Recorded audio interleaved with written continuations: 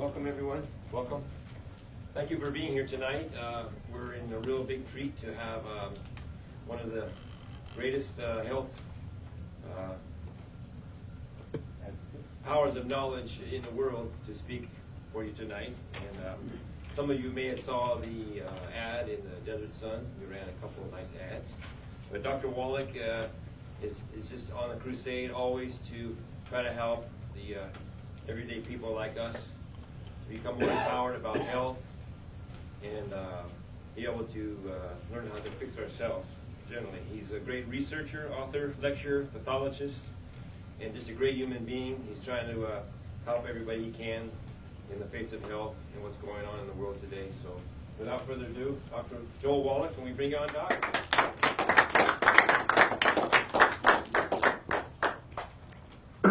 Thank you, Pete. Appreciate the great introduction. Appreciate each and every one of you being here, near the holidays and everything. Appreciate you. Now, just ask a couple of questions so I know who I'm talking to, so I don't have to be redundant. How many of you have heard me speak live before? Okay, all the believers are over here. All the new ones are over here. Very good. All right. Just like church. Just like church. And then, don't open them now while I'm talking, please. Okay. All the crunchy, crinkly stuff. Leave it for later. Yeah, give it back to him. Leave it for later. Yeah. All right, later. Yeah, don't give out crunchy things while I'm talking. Okay. Save it for a break. Oh. Potato chips are death. Okay. I know there's at least one healthcare professional in here. Any others? Yes. What is it you do? I'm a preventive doc. Okay, very good. And where'd you go to school? Loma Linda. All right, fabulous. Are you a Seventh-day Adventist? I'm not. Okay. But I'm a believer. All right, very good. Anybody else a healthcare professional? Yes, sir. Bruce Hagan, I'm a chiropractor. Chiropractor. Love you guys. I'm in a family of 25 chiropractors. Whoa. What's your average age? Your death. I'm the oldest. I'm almost 84. Any other? I have 3 sons that are chiropractors. I screwed up with the fourth. He became a lawyer. Oh my gosh. We'll forgive you. Forgive him, Lord. All right. Appreciate everybody being here. And just for those of you who don't know me very well, basically the thing that makes my view different on health is I have a degree in agriculture. My major was in animal husbandry and nutrition. My minor was in field crops and soils. You learn about soil nutrition and plant physiology and that kind of stuff. Went to veterinary school, became a veterinarian, became a comparative pathologist, got a postdoc in comparative pathology, worked with Marlon Perkins from the old Mutual Omaha Wild Kingdom days in the Center for the Biology of Natural Systems, Washington University in St. Louis.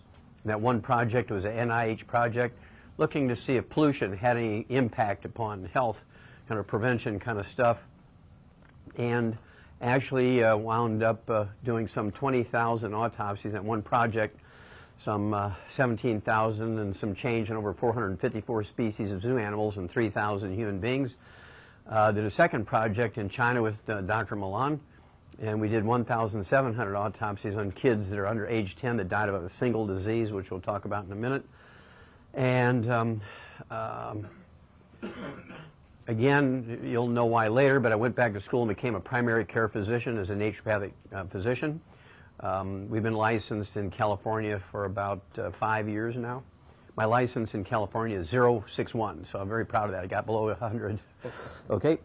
Now, with all that said, you've come here for some information on health, I'm assuming. And what you're going to hear here, H-E-A-R, H-E-R-E, what you're going to hear here is something that's 180 degrees from what you've been taught. This is based on the animal industry because in the animal industry we don't have health insurance. And by not having health insurance, a veterinarian is obligated to cure the animal very quickly, 1 or 2 visits. Otherwise, the owner doesn't bring them back, or the farmer doesn't call you back. They just eat the cow, eat the pig. They're not going to do a hip replacement on a chicken, you know, that kind of stuff. So you have to fix them very quickly. And there's no insurance to pay for long-term therapy. In humans, on the other hand, the worst possible thing that could have happened for a human health is insurance. You'll see why in a moment. And it's the worst possible thing that could have happened. And so this is going to impact how the presentation goes. If you would, even though we have a small sort of intimate crowd here, we'll have plenty of time for Q&A afterwards, so if you just hold the comments and questions until then, I'll be sure that we get that done. People always ask me, why do you come up with the title, Dead Doctors Don't Lie? Back in 1992, I actually did a survey through the Journal of the American Medical Association. I read 200 of those issues for like 10 years previous, added up all the obituaries in there, then divided by the 200 magazines, and the average was 58. And I said, why would you go to a group of people whose average lifespan is 58 to learn how to live the 100 in a healthful way? And so people say, well, why is that? And I said, well, only dead doctors don't lie. It just came out of my mouth, so that's where the title came from. Let's go back to the beginning. Whatever that was, there's all kinds of argument when the beginning was. But in the beginning, when people began to ponder on these things, everybody thought the disease was caused by evil spirits. If you burned enough goats to the good spirits, they would protect you from the bad spirits. If you didn't burn enough goats, or some of your enemies would burn more goats to the bad spirits, they'd put evil spells on you, get plagues and disease and that kind of stuff. And even doctors bought into that back in the old days. How long have human beings been around? Well, the Bible doesn't really tell you. It just says there's a progression. The earth was formed, and then the gaseous stuff turned into water, and then there were plants, and then there were animals, and then there were people. So we really don't know, and a lot of people will guess at various ages. I found it kind of fascinating. They were working, and this just came out December 3rd of this year, 2013, and what they did was they were digging a hole in Spain to build some big building, and they ran into a cave that nobody knew about. They found 28 full skeletons, and they knew they were human beings because they took DNA. The DNA was still recognizable because we had the genome come out in 2001, and the DNA in these 28 skeletons was human, and they dated them using argon and carbon dating 300,000 years ago. Now, whether you believe that or not, it doesn't bother me because I don't know whether to believe it or not, but that's what their dating system said. All I know is that I believe that everything on earth was created by God, so it doesn't matter what we think about when it was formed or earth. It's all formed by Him, so who cares the date? But anyway, they said 300,000 years ago. That's when they started thinking about evil spirits. We know that there's different types of human beings, just like there are today, and there's different species or varieties or types of dogs and cats and so forth. The same thing is true of people. And again, from skeletons they find in caves, and they do DNA, maternal DNA, and paternal DNA, and all this kind of stuff. And they found out that these guys were sort of swingers. They found that one father was having babies from 20 different types of human beings. He was a traveling salesman probably, right? And so that was kind of fascinating. I thought that they could tell from the female mitochondria who was doing what and so forth back in those days in certain areas. I thought that was kind of fascinating. And then, of course, eventually people began to believe in one God instead of lots of gods and things, and they built huge structures. This is one rendition of the Tower of Babel. And of course, this was meant to be where people could pray and knowledge was accumulated and so forth. And these things all fell, even though they were grand edifices, they fell into just dust because they really weren't the answer to what causes disease, this, that, and the other. But it was man's attempt to try and find out and how to control those things.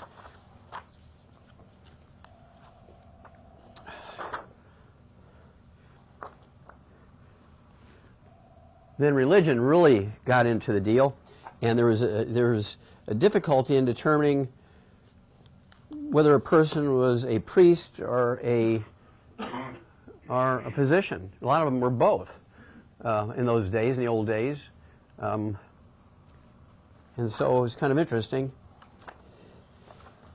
And then again, they found some wondrous things in these old caves. some of these cave drawings. I probably should move this farther up front. The old cave drawings are they were dated, carbon dating, 28,000 years ago. And right after the Second World War, like in 1946, Pablo Picasso was taken in there, in these French caves, and he came out and he said, and he was crying, he's weeping, with just humility. He said, those people 28,000 years ago knew more then than we know now. Just think about it. The pigments they put together lasted 28,000 years. You have to paint your house every 5 years. Okay, so they knew stuff. Now, whether they knew the chemistry or not, probably not, but they knew that some stuff lasted and some stuff didn't. And they were quite clever back, if that's true dating, 28,000 years ago. Some of them, different pictures, they say went back as far as 32,000 years ago. Then people began to realize that there were herbs and all kinds of weird stuff that would help people with health. And alchemy. How many of you have heard of alchemy? Okay, this is where they wanted to transmute lead into gold, that kind of stuff, those kind of people. And they felt that if a person could learn how to convert, these were the spiritual ones, these were in the beginning, before there were charlatans and all that kind of stuff.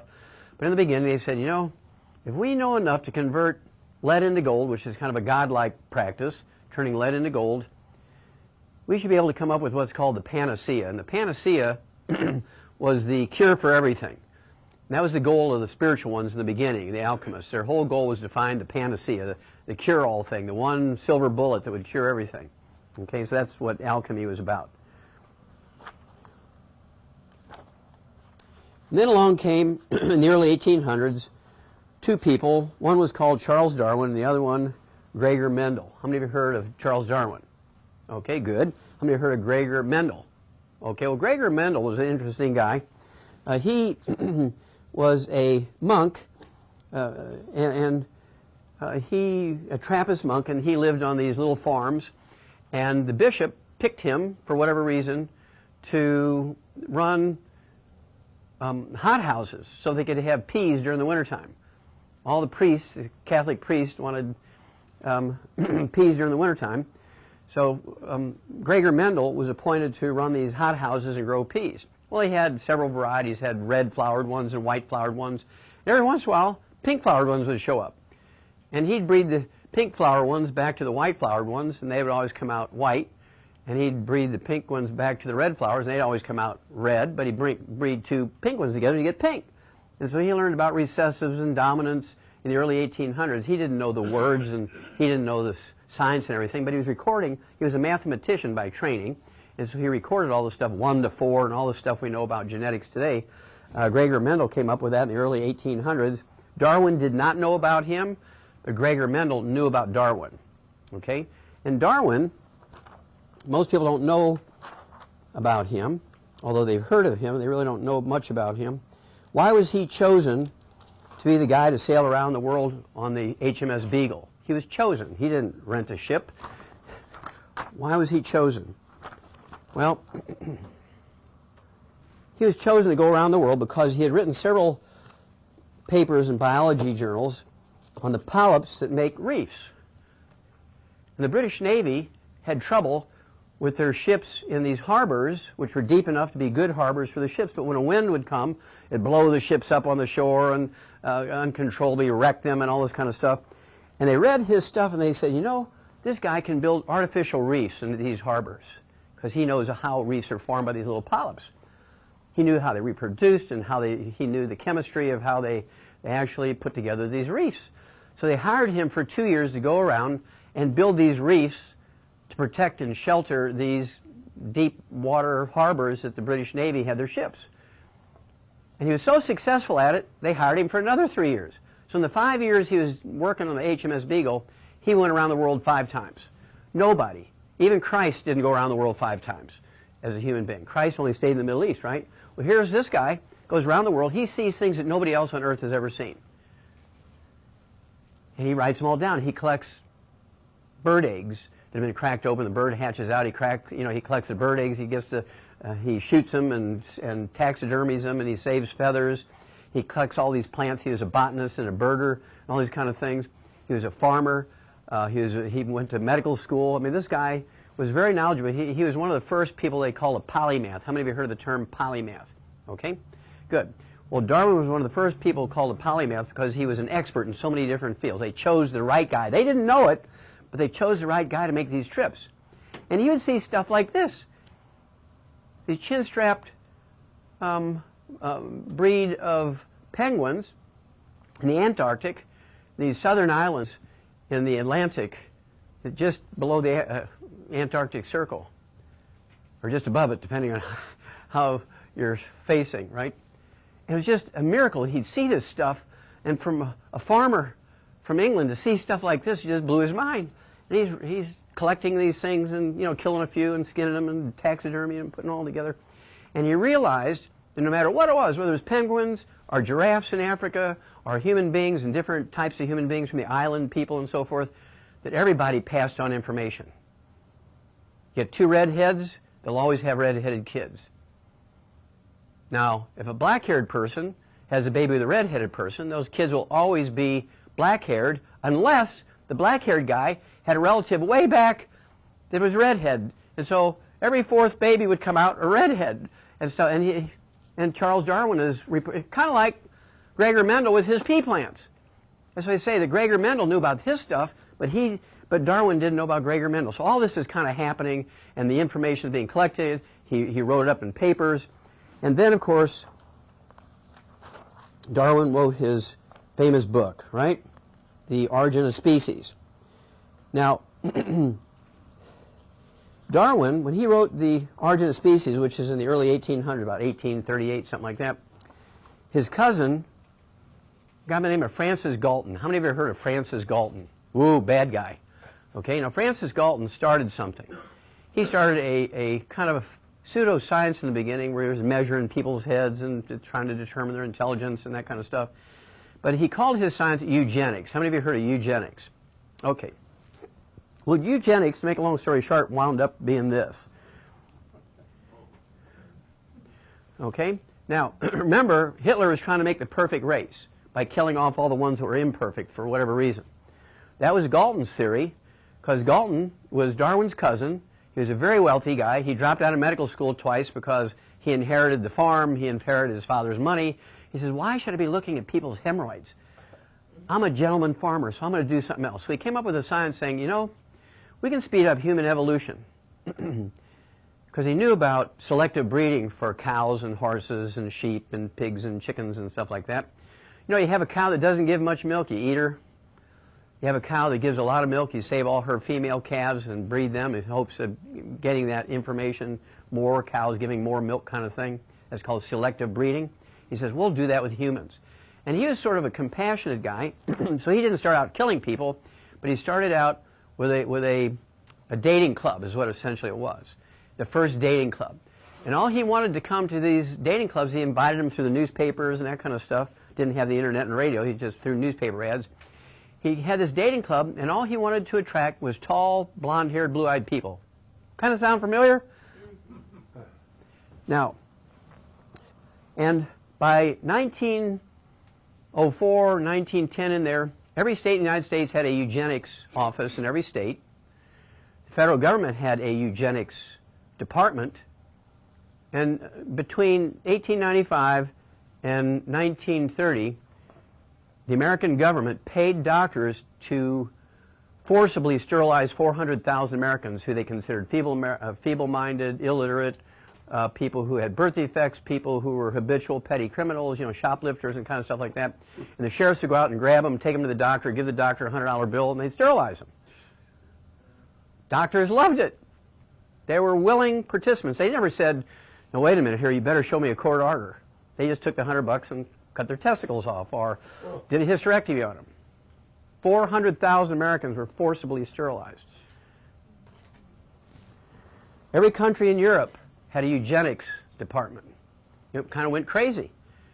Well, Hitler was in jail for 20 years, and guess what he read in that 20 years in jail? All of Francis Galton's stuff and all Charles Darwin's stuff. When he came out, he was an expert on eugenics. And he wanted to build Germany into the perfect race because we had cut Germany up after the First World War so it could never be a world power again. Germany used to run, before the First World War, all the way from Russia all the way to Spain. All the other countries like Czechoslovakia and Hungary and Poland were provinces in Germany. Germany was the biggest European country in Europe. It was huge. It was bigger than all of them combined. And that's why they were so powerful. Well, they broke them up, the League of Nations after the First World War so that would never happen again. Well, they're all starving. And so it was easy. When Hitler got out of jail, the Kaiser made him chancellor without even an election. He says, Hitler, save us. So Hitler says, I will. We just have to get rid of the riffraff. He starts killing people. We have to take over the world. Why? I have radio interviews of him. I have all his speeches he used to give to his troops. He'd say things like, if we superior people don't take over the earth, the insects will wind up eating us all. So we have to kill out the ones that are inferior and only breed those that are superior. Because he'd been reading Francis Galton stuff and Charles Darwin stuff for 20 years in prison. Okay? So that's where this came from.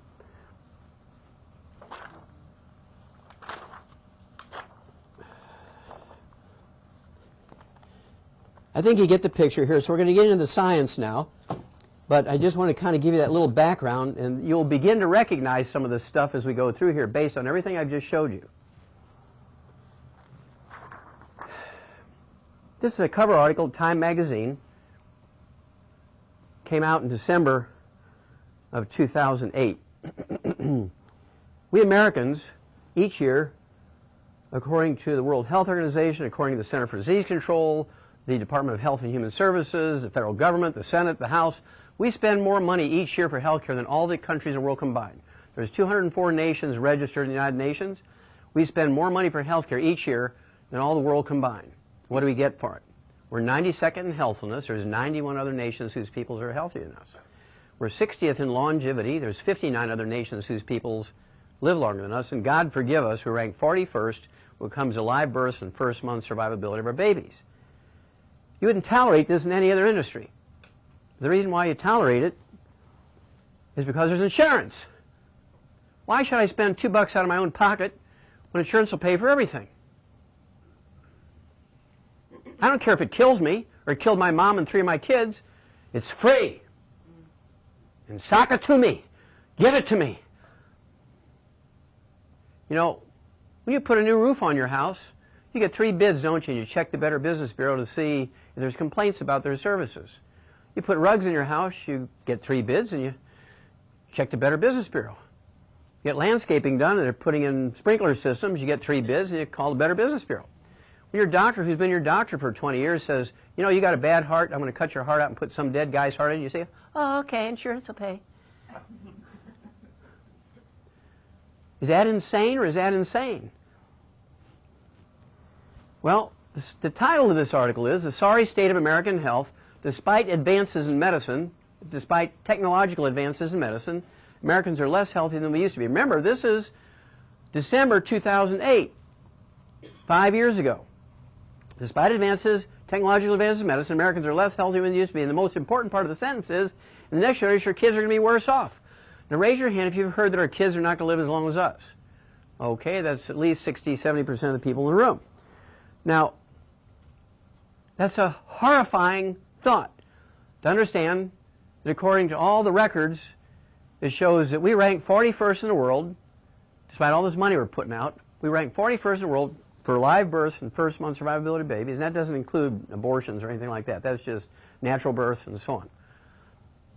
And what they're saying is 75% of American couples who have babies are going to be standing at a gravesite burying their babies. I cannot imagine a more horrifying thing to contemplate is to be burying a young child from something that was totally preventable.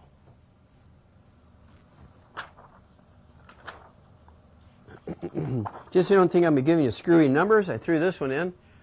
October 2011, in ranking of live births and newborn deaths, we ranked 41st. They said it's the USA shame. Now that's absolutely positively not true.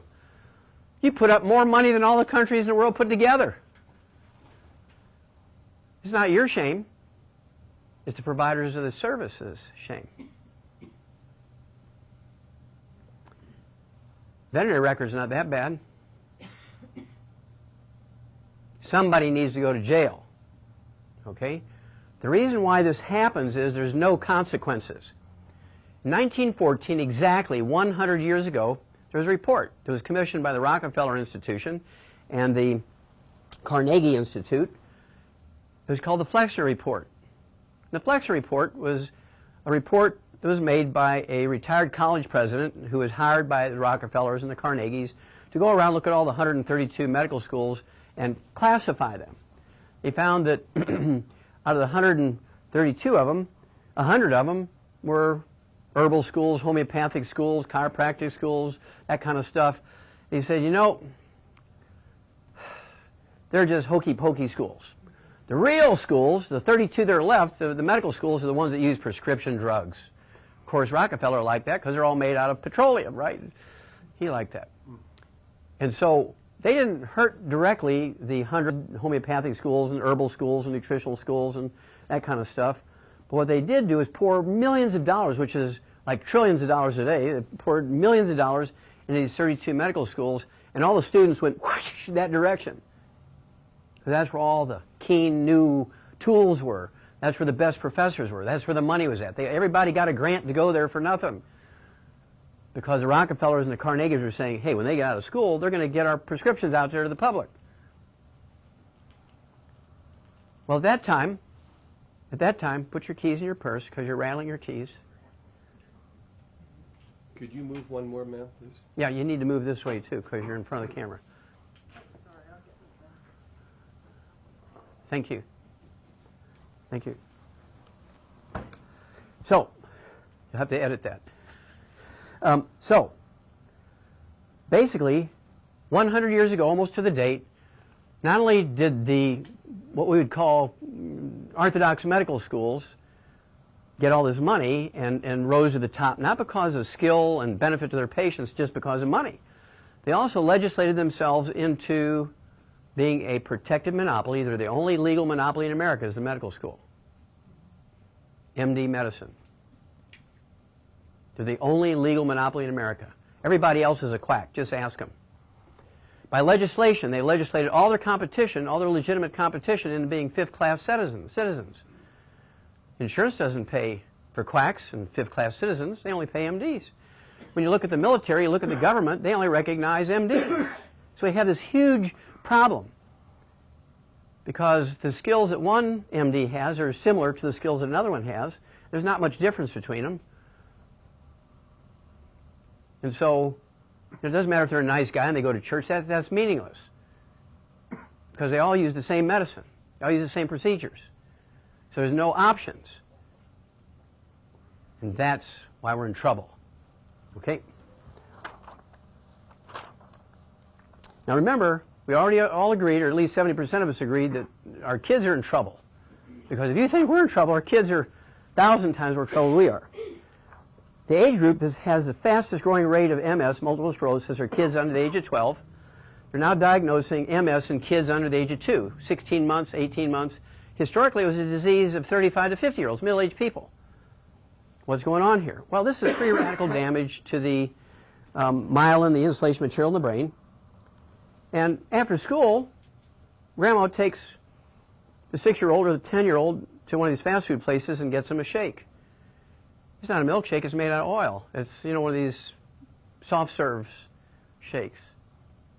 It's oil, free radical damage. It oxidizes, turns into trans fatty acids and screws up their brains. So now Grandma is the one who's inflicting, out of ignorance, she's inflicting MS on these little kids because of free radical damage in their brains.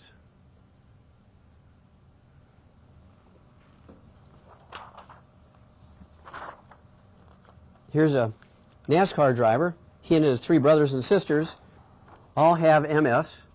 It's not genetic. But his mother made sure they all had salads and put olive oil in everything. Olive oil, coconut oil, trans fatty acids, free radicals. Bam! You have MS. The whole family's got it because Mama insisted they eat salads and make sure they put lots of vinegar and oil on their salads. But my doctor said that was healthy. Well, your doctor only lives to be 56. Why would you believe him?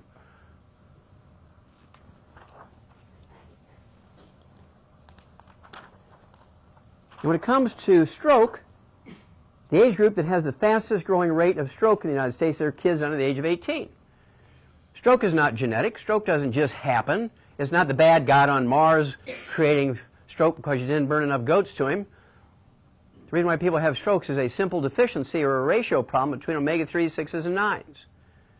How many of you supplement your 2-year-olds with omega-3s? I don't see any hands going up. One, maybe. It's your responsibility because doctors know nothing about nutrition. Nothing. You're better off asking a hobo under the bridge who's dumpster diving behind McDonald's when it comes to nutrition, because he'll live longer than the doctor. As crazy as that sounds, they live longer than the doctor. Now, the fastest growing disease today in the industrialized world in kids is rickets. It's a physician-caused disease. Let's see, stay out of the sun, get skin cancer, put on SPF 7 billion sunblocker, long sleeves, gloves, big brim hats, shades. Don't go out after 9 in the morning. You stay inside until after dark.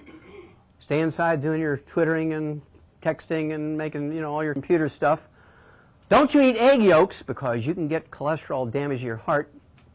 That's where you find vitamin D3 naturally. Don't you take vitamins and minerals because you can overdose.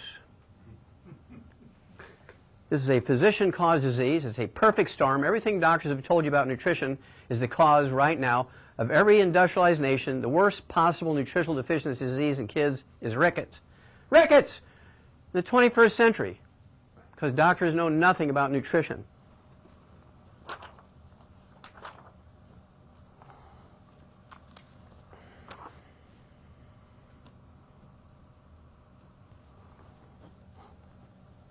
Now, I want to talk briefly about birth defects. I'm going to take off my jacket because it's warming up in here, or I'm getting warmed up, one or the other. No, that's fine, thanks. I would get no wrinkle stuff. I travel so much, I only get no wrinkle stuff. At any rate, there's about 500 birth defects, congenital events. None of them are caused by genetics. There's not a single birth defect that's caused by genetic transmission, not a single one. We've learned this in the animal industry. We can prevent every birth defect you can name and 10 times that many you can by giving perfect preconception nutrition to the females. In humans, we wait until they've missed a period or two. I might be pregnant, go and get checked out. Yeah, here's some prenatal vitamins. Well, 6 weeks has already gone by. That embryo has been at risk for 6 weeks. Somebody needs to go to jail, and it's usually the OBGYN, because there's no consequences to a failed pregnancy. What if every time an OBGYN was in charge of a lady's health, female problems, and he says, okay, I'm going to be in charge of your pregnancies, and there's a baby born with a defect, there should be a penalty for him. Throw a few in jail, hang a few, guess what? I guarantee there wouldn't be any more birth defects after that. But now there's no consequences, so they don't care. Let's look at homosexuals and gay behavior. Let's look at another class of sexual problems. What about intersex? How many of you heard of intersex? Not intercourse, but intersex. What about hermaphrodites? That's another name for intersexes, hermaphrodites. They have both the male and female parts. And back before the days of the ultrasound, where they could look at a baby at 3-4 months along, they can tell you the gender, or if they're a hermaphrodite. Back in the old days, they had to wait till the baby was born. What is it? Oh my God, it's both. Well, what would they do? Well, first thing they would do is take a blood smear. They'd look for bar bodies. Bar bodies show up. Whoops, that's the Russian version. Bar bodies would show up in the females. Okay, there's these little dots on the inside of the nucleus, particularly white blood cells. These little spots here, you can see the arrow pointing to them. They're called bar bodies. They don't exist in the male, XYs, but they exist in females, XX, because they represent one of the 2 X chromosomes. And so when they would, the baby's still being wiped off in the delivery room, they take the blood smear, they run in, look under the microscope, they say, okay, there's bar bodies there. Genetically, this baby's a female, which is true. So they cut the penis off, cut the testicles off, and they do a little plastic surgery to make them totally a female. Uh-oh, baby's 10 years old. Up here, the baby's a boy. Because there's two things going on when it comes to sex. One is the DNA, what you are, and then there's the preoptic hypothalamus, which covers eating drives, depression, sexual drives, and all that kind of stuff. And when you have a child that's born from a congenital event, let's call it a congenital event, if they're a homosexual or a gay male or a lesbian woman, they have about 30% of the cells that a heterosexual has in that preoptic hypothalamus. You can actually count the cells. You don't even need to know anything else. You just count the cells, and if they're below a certain level, they're going to be lesbian or gay. Because mama was missing something in the first 3 weeks of pregnancy when that part of the brain was being formed. OBGYN didn't warn her. She's out there having a great time. 1 out of 700 babies is born with sexual problems. It happened in the first 3 weeks of pregnancy. It's not a choice. It is not a choice. They're driven to be homosexual, gay, or lesbian from the time they're 3 weeks old and in pregnancy. You can't pray them well because it was determined at 3 weeks as an embryo. You understand what I'm telling you? This is based on 600 autopsies of gay and lesbian people. So, I love stuff like this. This is a brilliant move. I don't agree with most of President Obama's stuff, his policies, but this was beautiful. The Russians have a big thing against gay people, so who does he send over there for the Olympics to represent us? A gay athlete. I love it. I mean, that was a brilliant move. These people are wonderful people, right?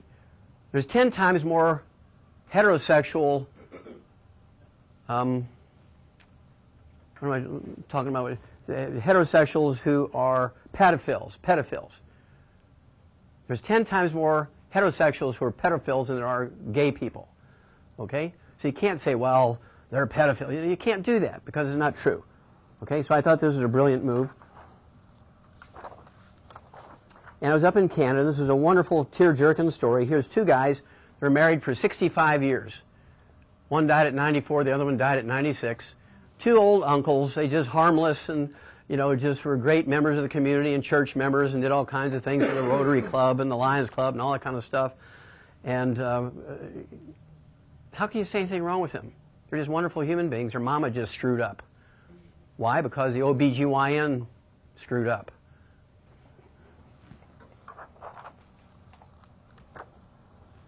Now, for those of you who don't know a lot of neuroanatomy,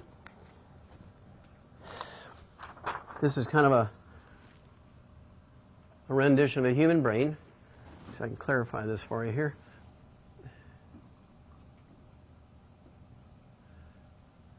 This one here, the hypothalamus, that arrow is pointing right to the preoptic hypothalamus, the part of the brain that's underdeveloped called hypoplasia, which means underdeveloped. And when it's underdeveloped, they're going to be a homosexual male or a gay male or a lesbian female. It's predictable as gravity. You can count the cells and you know. Okay?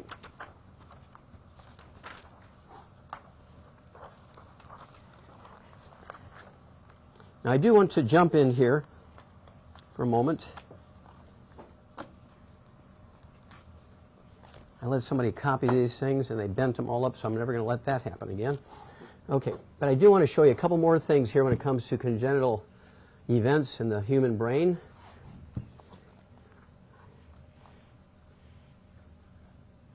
I think it's important for you to know this because we're the parents and grandparents.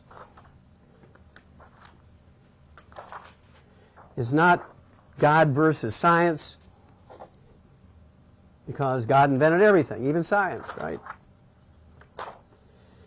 1953, these two guys, one guy was an American, James Watson, the other guy was a British guy, Francis Crick.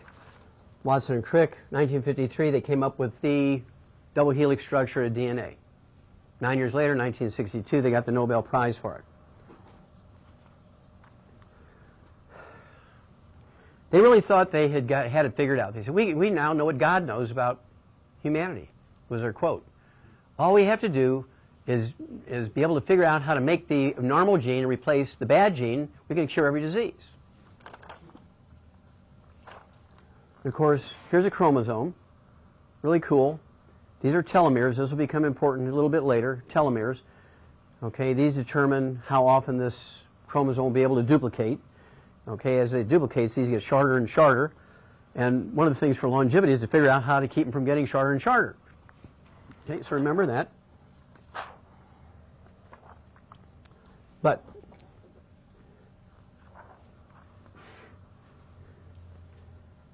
back in the old days, rich people, royalty, very wealthy merchants used to make collections of birth defects. Cleft palate, cleft lip, spina bifida, hydrancephalus, the brain was hanging out of the head, too many fingers, not enough arms, all that kind of stuff. They would save them in bottles of wine and alcohol and stuff, kind of a collector's item. My collection's bigger than your collection kind of thing. And those collections, 30,000 babies like that, 60,000 babies, you find them in all the European medical schools. They go back thousands of years, those collections. How many of you have heard of identical twins? Now, come on, I'm going to ask that again. Raise your hand. How many of you ever heard? Okay, that's better. Identical twins. Now, you'd think identical twins would be identical, but they're not. DNA-wise, they're identical. DNA-wise, are identical. You can't tell the difference. You do DNA testing, they're exactly the same. When you look at them, these two look like sisters to me. They don't look identical. This one's an inch shorter than that one. This one's face is wider. This one's face is longer. Even though she's shorter, her face is longer. Look at that. Okay? This is kind of a crazy situation. Their hairlines are different. And so they look like sisters to me. This one being the older one would be my guess if I didn't know they're identical twins. This whole issue of the National Geographic goes into this. It says, twins alike but not alike. And this goes back to the term epigenetics. How many of you heard of epigenetics? Okay, a couple of us. Okay, epigenetics. You'll learn that term. Okay, epigenetics are things that influence how your genes perform. Okay? Your genes do not sit in isolation. You can't take a handful of genes and throw them in. These would be perfect genes and just duplicate perfectly, right? You can take a handful of these perfect genes, throw them into a bucket of saline solution, say, okay, genes, go to it, duplicate. They're going to be like the tar baby. They ain't going to do nothing. Because they need raw materials, substrates, they need energy, right? They need all kinds of stuff. They need cofactors to make things work. Any of those things missing, they don't work. You put food on a table, this twin's going to eat differently than that twin. Even though the same food is on the table, I don't like icky broccoli. Oh, I love broccoli, kind of stuff. And so they affect how their genes will react based on what they're eating or not eating. Now, the first 91 days of pregnancy, everything is formed. The embryo, the human embryo, the animal embryo, is moving along an assembly line, kind of like the Ford cars. And if the guy who's supposed to be putting on the the fuel pump into the engine, has to go to the bathroom, he has to take a pee, he goes back in the back and he doesn't stop the line, doesn't say, hey, come fill in for me while I'm doing that. He might come out and 15 cars are going by then. So at the end of the line, there's 15 cars without a fuel pump. Because one of the pieces was missing during that time, right? Well, the same thing is happening to human babies. After the first 91 days, when the baby's forming, everything else is just growth. By 91 days, you got what you got. There ain't going back. There are some exceptions, but not many. Now, Sarah Palin, whether you liked her politics or not, she was a sexually active woman who is over 45 years of age, very high risk of having a Down syndrome baby. Now, her OBGYN should be put in jail forever. Because he should have said to her, Sarah, you're going to be out on the road out there eating hotel food and rubber chickens and all this kind of stuff. You'll be taking some serious vitamins and minerals because at your age, you're still cycling, you're sexually active, you better be taking the 90 essential nutrients. You better be taking all known essential nutrients, otherwise you're at a high risk to have a baby with Down syndrome. The OBGYN never said that.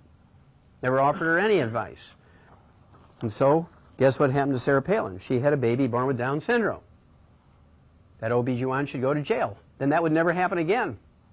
But there's no consequences. Even for the governor of Alaska, even for the vice presidential candidate of the United States, her doctor screwed up that bad, and he didn't lose his license, didn't have his license suspended for 3 seconds, wasn't fined as much as a traffic ticket. There's no consequence. And this will happen over and over and over and over. Oh, just what bad luck. No.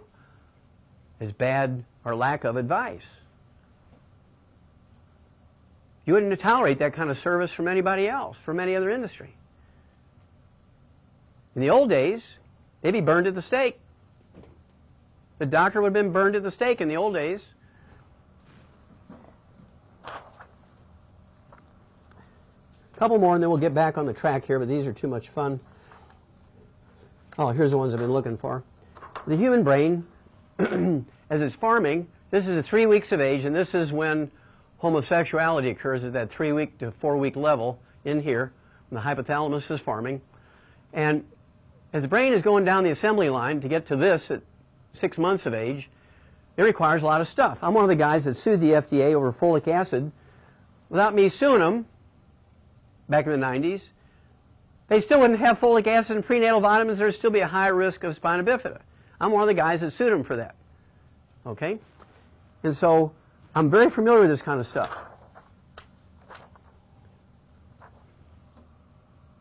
Cerebral palsy, totally preventable. This is an underdevelopment of the cerebellum, the part of the brain that deals with the fine motor movement. And you'll notice that people with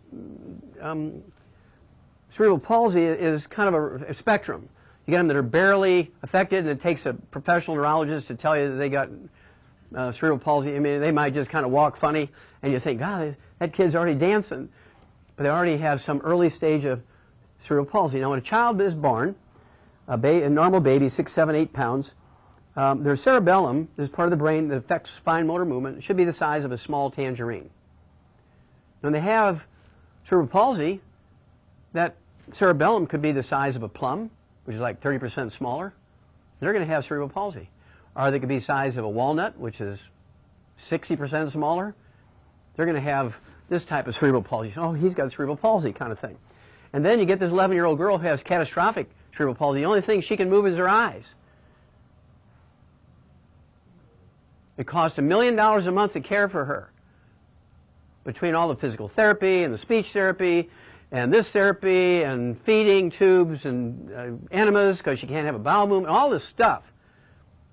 Plus, you know, a $100,000 machine so she can kind of, with one finger, move herself around, run over the chickens because she can't steer it very good and all that kind of stuff.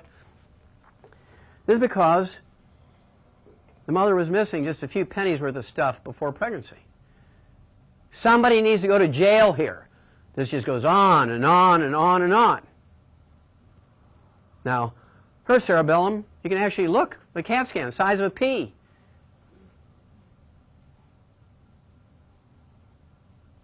Her mother had severe deficiencies for longer periods of time, so that piece went down through that 91 days and never got enough to develop.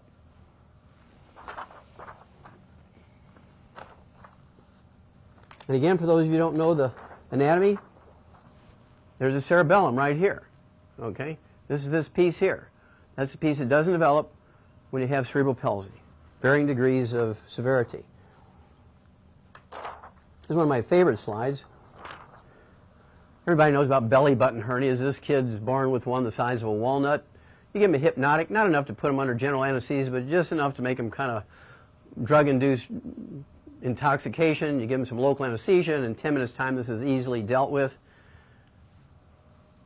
But here's another belly button hernia. This one, probably mama was missing some zinc for a week as the embryo goes from a disc into a tube, and this piece didn't get zippered up during development. Well, here's one. These two, next two, were on the autopsy table. These are, I'm a pathologist, so I see crazy stuff like this. This one, there was no skin over the belly button hernia, and the stomach and the spleen and some of the intestines were hanging out. And, of course, it caused that child to life. It was a perfect baby, nothing wrong with that baby except a little belly button hernia. And the muscles incarcerated that circulation, all that stuff, and the baby dies of circulatory shock during the birth process. And here's one that's really wild. Same thing on the autopsy table. Here, the liver, the stomach, the spleen, all the intestines are out. That's a catastrophic belly button hernia. Totally avoidable. The OBGYN didn't have his license suspended for 3 seconds. Didn't have to pay a parking ticket. Got to walk. Now, if a mechanic scratches your car while he's rotating the tires, you sue him. Oh, this was just an act of God. No, it wasn't. It was a failure of the system.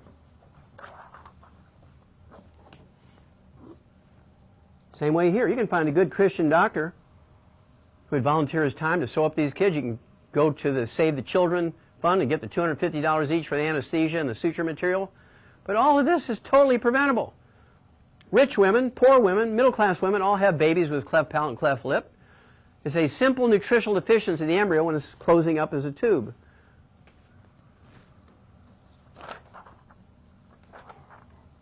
How many of you have heard of babies being born deaf, congenital deafness? Very common. It's a deficiency of a single mineral, manganese. I don't know, there must be 200 studies on this back in the 50s and 60s. We know for a fact, as predictable as gravity, you can prevent congenital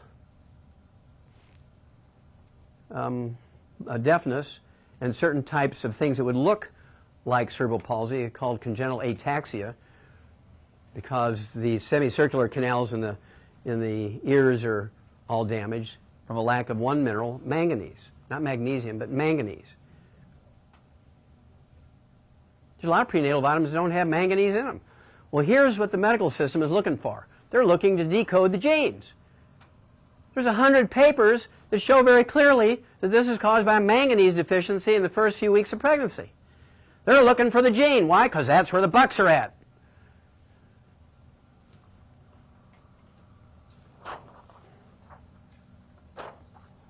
Another one of my favorites, and we're going to take after they clear up all these terrorists in Russia, we're going there.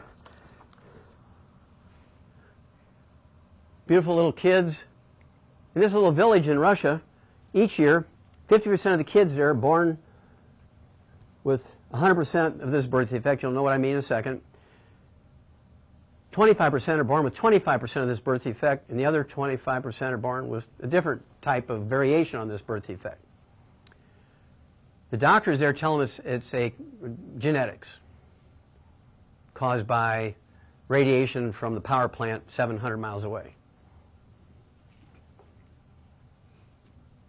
Caca. You know, that's a scientific word. Caca. Now, most people look at these kids. They're so cute, you don't really see the birth defect at first. But each of these kids is missing their left forearm. In that village, 50% every year, they're born with both forearms missing. 25% are born with their left forearm missing. 25% are born with their right forearm missing. Now, genetics don't work that way. Now, if they're all born with their right forearm missing, you could say, well, it has the possibility, it has a look of genetics, but I guarantee it wouldn't be. But, you know, you could say that. But this variation is not. You just fourth grade biology, you know it's not. You need to spend millions of dollars trying to do tests. Okay? And so, in the near future, maybe when I'm 100 years old, we'll retire, and we'll go to Russia, and we'll take enough nutrients for all these sexually active women who are in the childbearing years, and give them a year's supply of this stuff. And that year, there will never be a baby born with that, but I guarantee you, the special nutrient called zinc is missing in that soil. This is type of limb deformities are caused by a zinc deficiency. Somebody needs to go to jail. Now, you know, there's all of these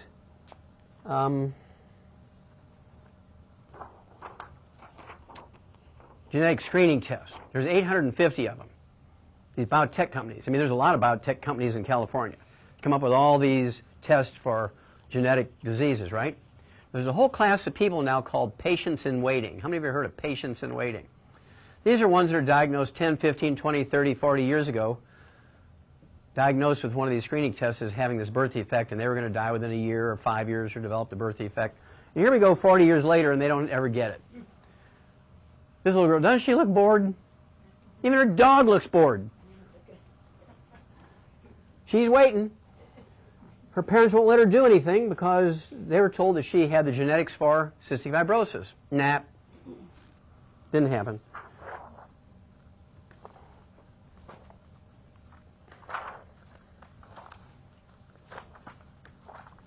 One more, and then we'll move on to the stuff that you came to hear. But I think you, as parents and grandparents, you need to hear this. Because when presents are due, giving somebody a $50 Macy's gift card is nice, but it's not going to protect your kids and grandkids from these types of problems. You better be giving them the 90 essential nutrients. That'll be the best thing you can do. You'll add 25 to 50 healthy years to your life. You'll prevent all these birth defects. You're going to have to do it because the medical system's not going to do it. The government's not going to do it. You've got to do it. If you don't step up to the plate, then shame on you because you can't unlearn what you just learned tonight.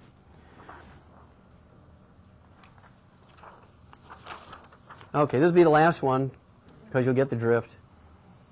This fellow here, an eye doctor, a very successful eye doctor, very, he's an elder in the church and all this kind of stuff and filled in for the pastor, good Christian man, had family.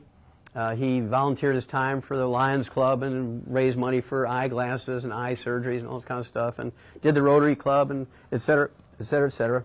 When his youngest child, I reached 18 years of age, he went to Denver and had plastic surgery and became a she. Up here, he was a she, a preoptic hypothalamus. He knew that when he was 6 years old. But down here, he was a male. He was genetically a male, but because Mama was missing something, up here, he was a female. So went and had the surgery and became a female. Had to go to federal court to be able to play tennis in a world league as a female because he had the DNA of a male. But he won in court. Kind of interesting stuff.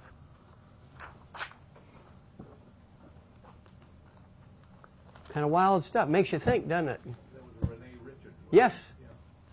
Yeah. Exactly. And I know the guy who paid for him, gave him a grant to go to school to become an eye doctor. He's one of my patients. He's a billionaire. He's one of my patients. Okay. How many of you have heard of AARP? Okay. This is an issue of their monthly bulletin cover article, March 2012, a year and a half ago. The worst place to be in America when you're sick is an American hospital.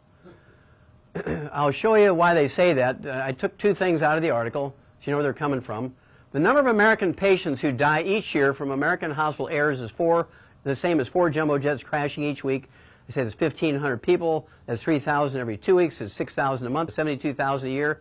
How many of you would fly commercial airlines if you knew that they killed 72,000 passengers every year? Nobody would fly. And yet you still go to a doctor. Now you think about it.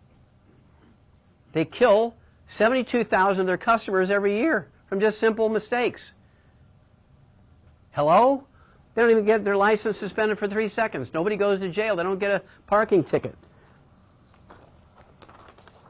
People say, Wallach, why are you so rough on doctors? My wife is a microsurgeon from Harvard, for God's sakes. Why am I so rough on doctors? Well, if they didn't give me the material, I couldn't do it, could I? This is not my figures. Newsweek magazine cover article. The one word that will save your life in a hospital in America is a 2-letter word that every 2-year-old knows. No!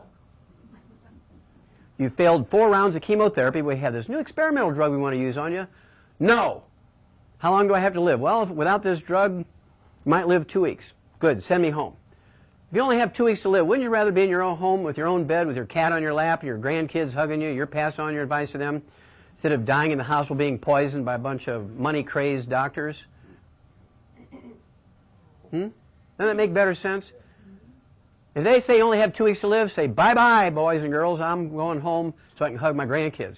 Instead of your grandkid comes to see you in the hospital and they say, honey, you can't see Grandma right now. She's busy being killed by the doctor.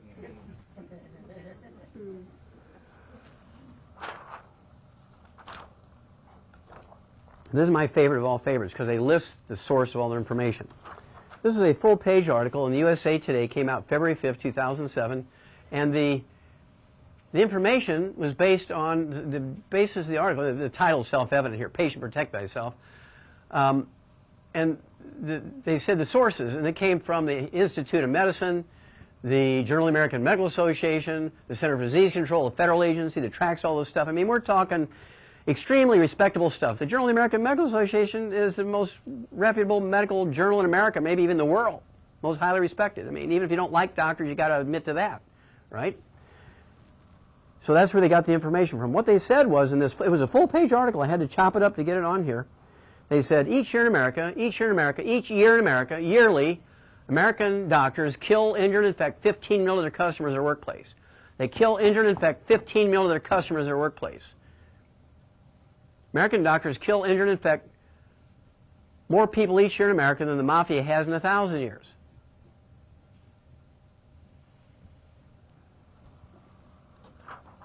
You're quiet because you get it.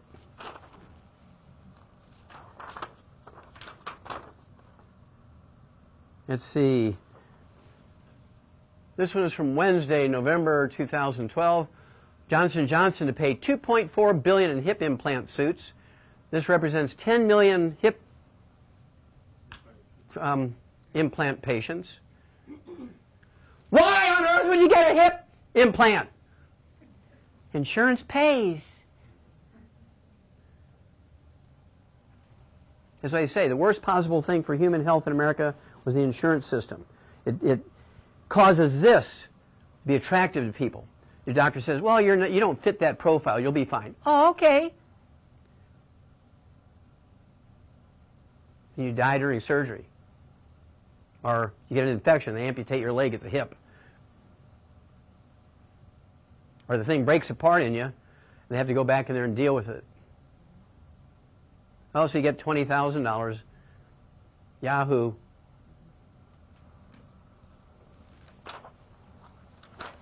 There's another one of my favorites because it deals with animals and people. Remember, I'm a veterinarian and a physician. This one is from the Center for Disease Control, that federal agency, again, that tracks this kind of stuff, CDC. Remember I said earlier that according to the Journal of the American Medical Association, the Center for Disease Control, each year in America, medical doctors kill, injure, and infect 15 million of their customers in their workplace. Infections in hospital. This does not include infections from private practices and group practices and all that kind of stuff. Just hospitals each year, according to the CDC, medical doctors infect 2 million people, of which 90,000 die every year. This is a yearly figure. 90,000 die from the infections inflicted upon their customers in their workplace. What would happen to Taco Bell if they were to infect and kill 90,000 customers? They wouldn't be open for 3 breaths. I mean, they would be gonzo.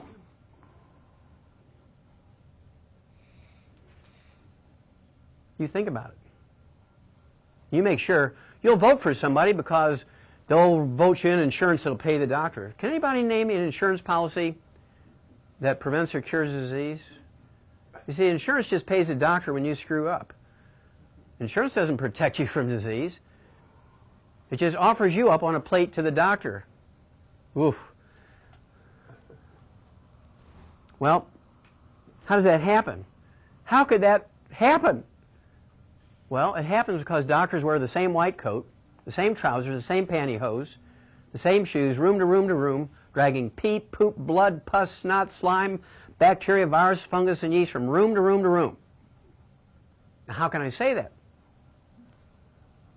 If I say something as outrageous as it is, you know I can always back it up.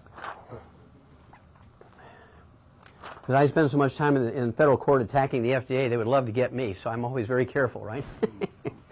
Yes. Okay. Well, that was March of 1998. In August of 2012, 17 years earlier, they identified one bacteria called C. diff, Clostridium difficile. It's only found in human poop. It's a human poop bacteria. Of those 90,000 people who are killed each year in hospitals, 1/3 of them, 30%, 30,000, are killed by this one bug, human poop bug. Now, what would happen if Iran or North Korea were to send over an intercontinental ballistic missile with a biological weapon in it? Hit the big population centers like LA, Chicago, Dallas, New York, Newark, Philadelphia, Atlanta, Miami. And they'd infect 2 million in these high population centers and kill 90,000. Would we send those people a Christmas card? Would we send those people chocolate to win their hearts and minds? No. Even the most ardent anti-war protester would fight you to be the one to push the button to vaporize those people because they just killed their grandma. And yet everybody wants to go to their doctor because insurance pays. Now, to show you how bad this is, in 1993, there were 85,750 of these infections from C. diff, Clostridium difficile, human poop bacteria. 17 years later, in 2010, it went up 400% to 346,800. What does that tell you? It tells you the doctors don't give a rat's tail. They don't care. There's no consequences. It went up 400%. Why should they wash their hands? There's no consequences if they don't. You know, Frank, I killed 7 people today. Don't worry about it. Don't worry about it. We're all in the same boat. Just have another martini and relax. See you on the green. See, now, if they were doing something to stop all this, the chart should look like that, shouldn't it? But it looks like this. What is the date on this? Again, this is August 2012. This is not 100 years ago. It got so bad in 2013, it was a big article in the Wall Street Journal. It's never too awkward to ask. Have you washed your hands, Doc? Back off! You dirty pig. Get out of here. I didn't see you wash your hands. If you ever have to go to a doctor's office, carry a water gun full of urine. He comes in without washing his hands, just spray him. See how it feels, pig. That'll turn him around a little bit, wouldn't it? Now, here's one of my favorites. This, I go to Canada a lot. They get free medical care. Why do they invite me to Canada? Because just because it's free doesn't mean it's good. Now, Rita McNeil was the kind of, on record, most people didn't know what she looked like, but on record, she was kind of like the Dolly Parton. She was a country western singer, very, very well loved and famous. Her voice was just, everybody loved her, right?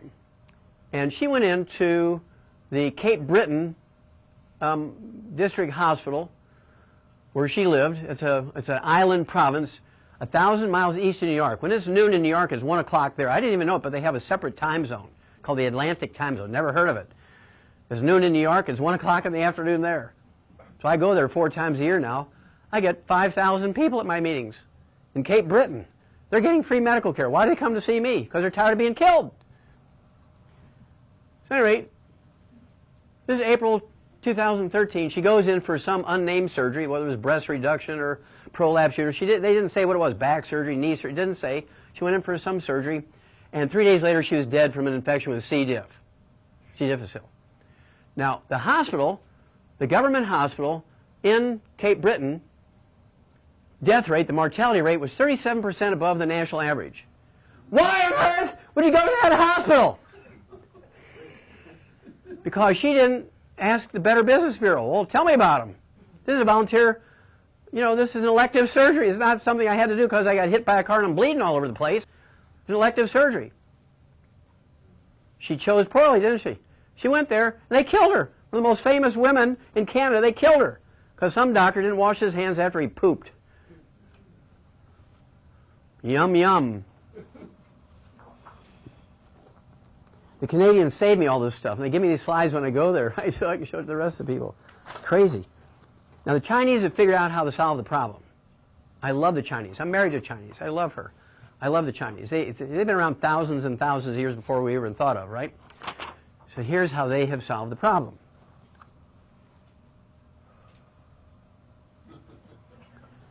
Now, I'm not promoting this, but the Chinese are very practical after thousands and thousands and thousands of years. Let's say a farmer goes in because he hurt his back lifting a big bale of hay or something like that. He goes into a Western hospital instead of a traditional Chinese medical guy who's going to give him acupuncture and some herbs, right? No traditional Chinese medical doctor kills anybody. They love them, right? Remember, they have 1.5 billion people. We have 300 million. They have 5 times the people we have. It costs 50 cents a month to treat each of their people. No deaths, no infections. Costs 50 cents. They've been doing it for thousands of years. 50 cents a month. Costs you $1,800 a month for insurance. Costs them 50 cents a month. Hello? So at any rate, let's say this farmer goes in and he gets his back operated on. He gets the infection, dies 3 days later, or the doctor plunges his knife too deep, goes through his disc and hits his artery, bleeds to death, and all that kind of stuff. You know, there's all kinds of reasons why people die when they go in for surgery. He dies.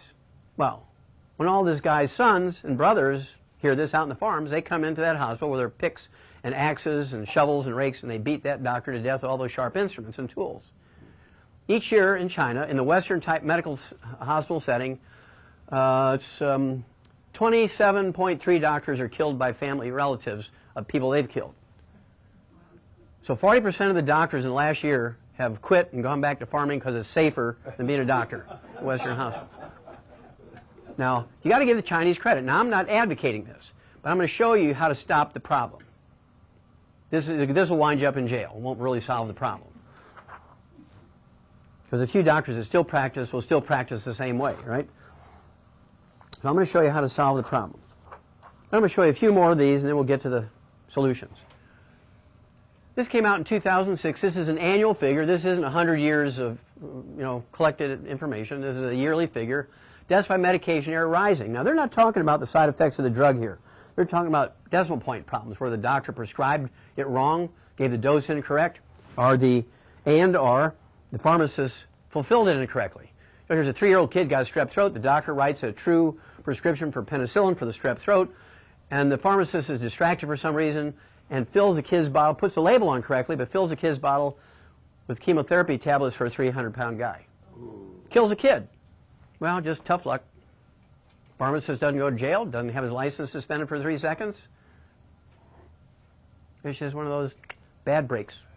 That little god up there on Mars just looked unkindly on you because you didn't burn enough goats or something. Well, these types of mistakes and errors in the United States each year amount to 1.5 million fatalities and permanent injuries in America. 1.5 million fatalities and permanent injuries in America. Why on earth would you want drugs? Because they're free. Insurance pays. I have to pay a $2 copayment. Bam! You're dead.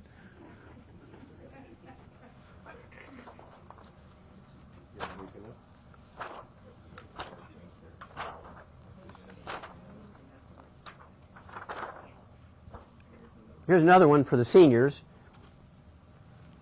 This came out in 2010. Hospital care failed for some patients. Well, that's kind of an L. People go to the hospital and die. Results of Medicare alarming. Now it's beginning to be alarming. The study was actually done by the U.S. Department of Health and Human Services Office of Inspector General, which is essentially the auditor for Medicare. This is a monthly figure, and what he said was every month in America, medical doctors kill 15,000 Medicare patients over the age of 65 who go in for minor medical procedures and screening tests. Kill 5,000 of them. Now, how many would fly commercial airlines if you're over age 65 and you knew they killed 180,000 seniors every year?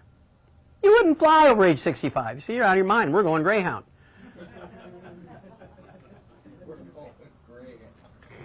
Or Amtrak. So here's 3 very famous people that doctors killed over the age of 65 in the last 3 years. Andy Rooney. 60 Minutes. You know, the guy that gave these really cute stories at the end? I loved watching him. He retired in October of 2011 at age 92. His wife was 87. They're going to go on a world cruise. And she says, you know, Andy, I'm a little nervous. I'm 87 years old. You're 92. The odds are in the next year, one of us is going to get sick. We're going on this world cruise for a year. We're going to places we don't even speak the languages. We should get a disc of our medical records. He said, yeah, that's probably a good idea. So they go into the doctor, and while the office staff is burning their disc for the records, the doctor is flipping through his file and says, you know, Andy, you're 92 years old here. And I don't see where we've ever done a colonoscopic exam on you. You could have cancer lurking around in you. And knowing Andy, he should have said, you know, I don't have any blood in my stool. I haven't lost any weight. My bowel habits haven't changed in the last 2 years. I'm going to wait for anything you want to do to me until after the year goes by. But instead of saying, no, he said, oh, okay. He goes in the next day. The doctor puts the garden hose up his rump, punctures his intestine. He dies in 3 days from peritonitis, a belly infection. She's an instant widow. He never went on his cruise. Doctor goes and plays golf and has a martini. And if you look up his obituary, look it up on the internet, Andy Rooney's obituary, and he died in November 2011. Says, Mr. Rooney died from complications of a minor medical procedure. Wasn't minor for him, it killed him. Now, another one of my favorites is Dick Clark from American Bandstand. 82 years old, goes in for his annual physical, tells his GP he's getting up 5 times a night to take a pee. He said, well, you know, you might have diabetes. He tests him now. They said, the odds are you have an enlarged prostate. When I'm done with you here, I'm going to send you down to the hall to the urologist, and he'll examine. Sure enough, the urologist examines, yeah, you got an enlarged prostate.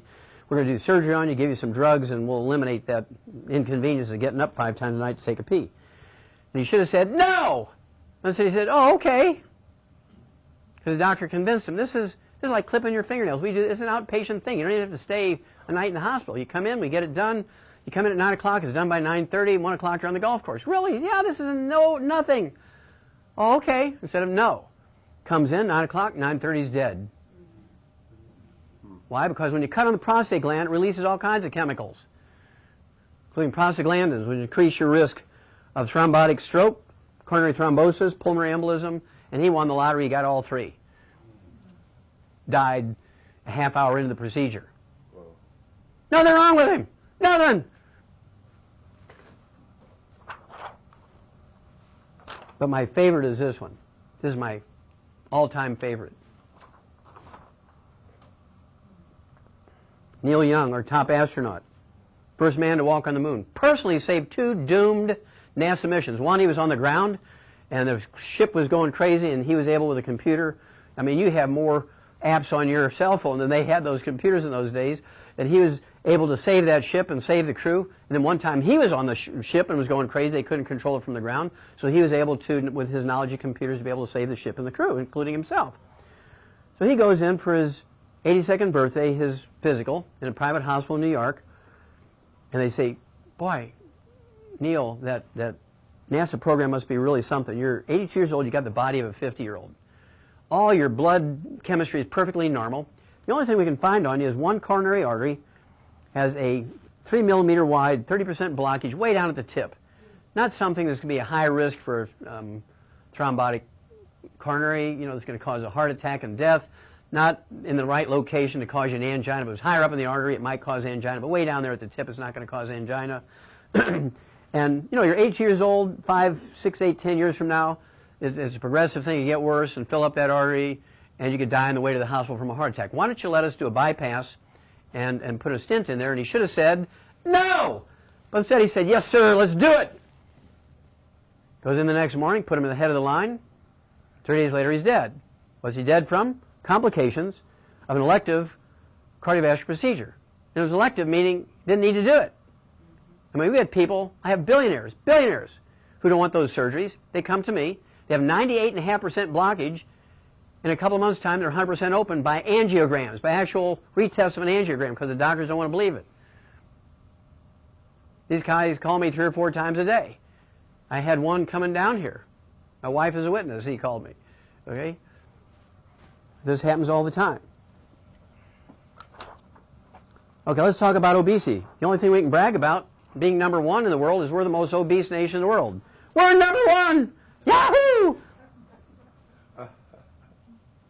What does that tell you about the medical theory and the government theory, what causes obesity? I mean, they've been telling us the same thing for 75 to 100 years.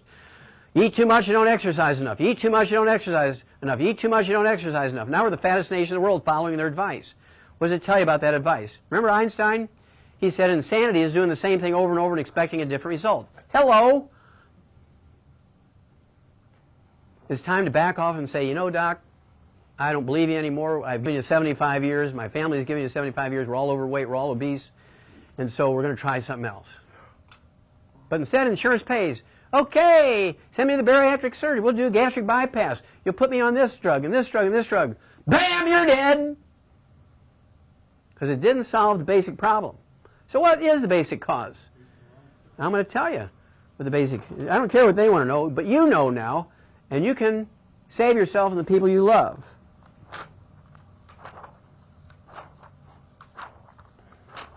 "70% of our kids, according to experts, under the age of 12 are overweight 40% of our kids under the age of 12 are obese, 30 pounds more of their ideal weight for their height. Has nothing to do with eating too much or lack of exercise. Nothing! That's all they talk. Oh, get thin for early in January. You know, eat less calories.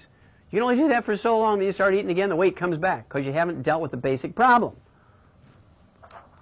I actually have a book called Hell's Kitchen which goes into that. I think I have a picture of it in here.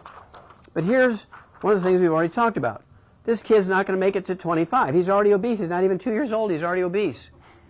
Now, these French fries are a straw man. They have nothing to do with obesity. Nothing.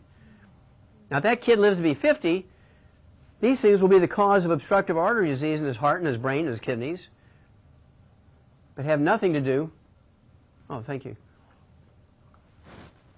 have nothing to do with being obese.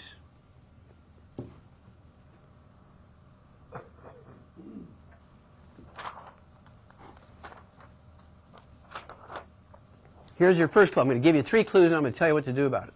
Here's the first clue. This little girl here, Natalie Hayhurst from Terre Haute, Indiana, was famous. I mean, she was on Good Morning America back in 2011 because she was famous for eating light bulbs. That was her favorite snack, light bulbs. I mean, she'd unscrew them from the lamps and she'd just crunch light bulbs. Thank God there's no calories in them. Her favorite food, her favorites, she preferred wood, paper products, cardboard, sticks. She loved to eat rocks and dirt. She ate Diet Coke cans, not classic Coke cans, Diet Coke cans.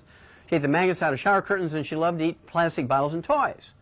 That's probably why they took toys out of the Happy Meal, because of Natalie, you know. So I called her parents, because there's only so many Hayhursts in Terre Haute, Indiana. I actually, true story, I tracked them down. I said, I know the cause of her doing this, and I can help you. And she said, and the mother said, you know, we're going to be on Good Morning America next week, and I'm not touching anything. Sorry, goodbye. Fame was more important than saving that kid. Well, this kid, and you kind of said it, this kid has the same problem a pregnant woman has. Now, she's only 3 years old. The odds of her being pregnant are really low. I don't need to examine her. Although there's so many pedophiles who become pediatricians, they'd want to examine her, right, to prove that she wasn't pregnant. All right? I mean, what a perfect place for a pedophile. Become a pediatrician. What about a serial killer? What would be the best job in your life as a serial killer? A hospice. Everybody goes there to die. So you kill them an hour before they die. You get your jollies off because you got to kill them. Nurse Betty. You know exactly what I'm talking about, right? Okay. So she has the same disease, pica, that a pregnant woman has. But she's not pregnant. So what is it that she has that they have? Well, the embryo steals nutrients from the mother faster than she's taking them in. And so she develops all these cravings and binge eating and weird eating. I mean, who eats pickles and ice cream? They're legendary. Who eats dog poop or Tootsie Rolls out of the kitty litter box? Pregnant women eat weird stuff. I was in Brazil in August of this year, and they have mostly Portuguese papers and magazines and everything. But they also have a few English ones. And while I was there, this story in English was in a Portuguese or a Brazilian newspaper. Okay? This lady here, 28 years old, during her pregnancy would eat 20 bath sponges a day. And even funnier, she ate 20 bath sponges every day that people take baths with. But also she ate the sand containing parrot poop from the bottom of her parrot's cage every day. Well, there's a yummy thought. I mean, this article, if I were writing the article, I'd have said, poop, poop, be doop. Would have been the title, right? And doctors send them to psychiatrists. They say, just steel yourself and stop eating that nasty stuff.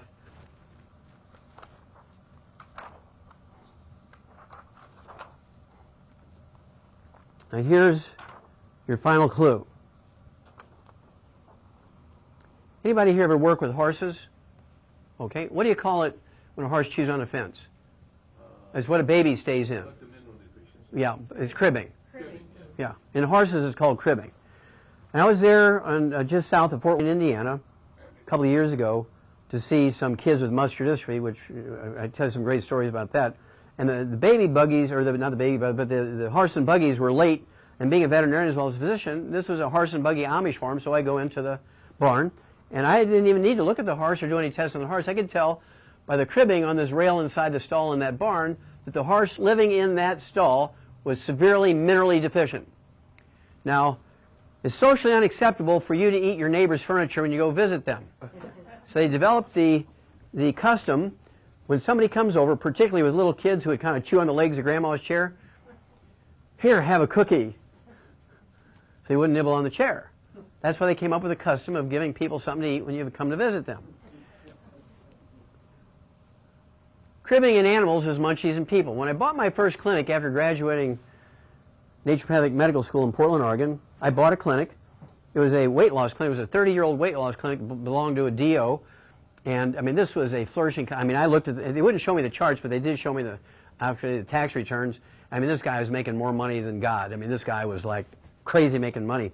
So I said, okay, I'll buy the practice for what you're asking. And then he showed me all the charts. When I signed all the papers and gave him his first payment, I noticed that every month he's fulfilling the same prescription to the same person for thyroid, giving the same person the same drugs for appetite suppressant, writing prescriptions for them to go to the same gyms and everything, get it taken off, you know, insurance would pay for it and all that kind of stuff. But there's people who've been coming back there for 14, 20 years.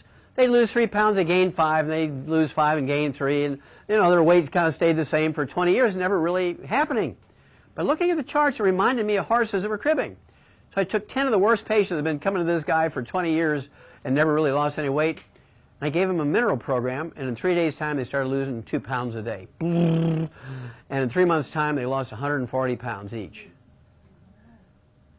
That was in 1978. So I've helped millions of people lose weight.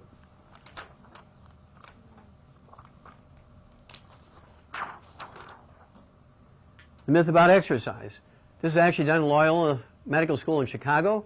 It was published in January of 2009.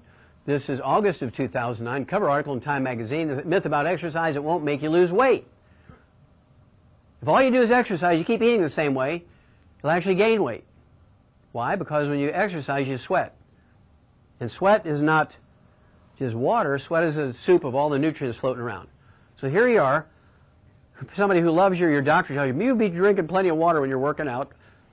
And so you're sweating out this soup, say 65 nutrients in it. You're replacing it with water.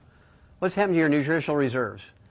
Going down. It reaches a certain point where you're going to eat the bedpost. You're going to eat the rugs. You're going to eat the ashes out of the fireplace. You'll eat the caulking. You'll take a screwdriver and take the caulking off the wall.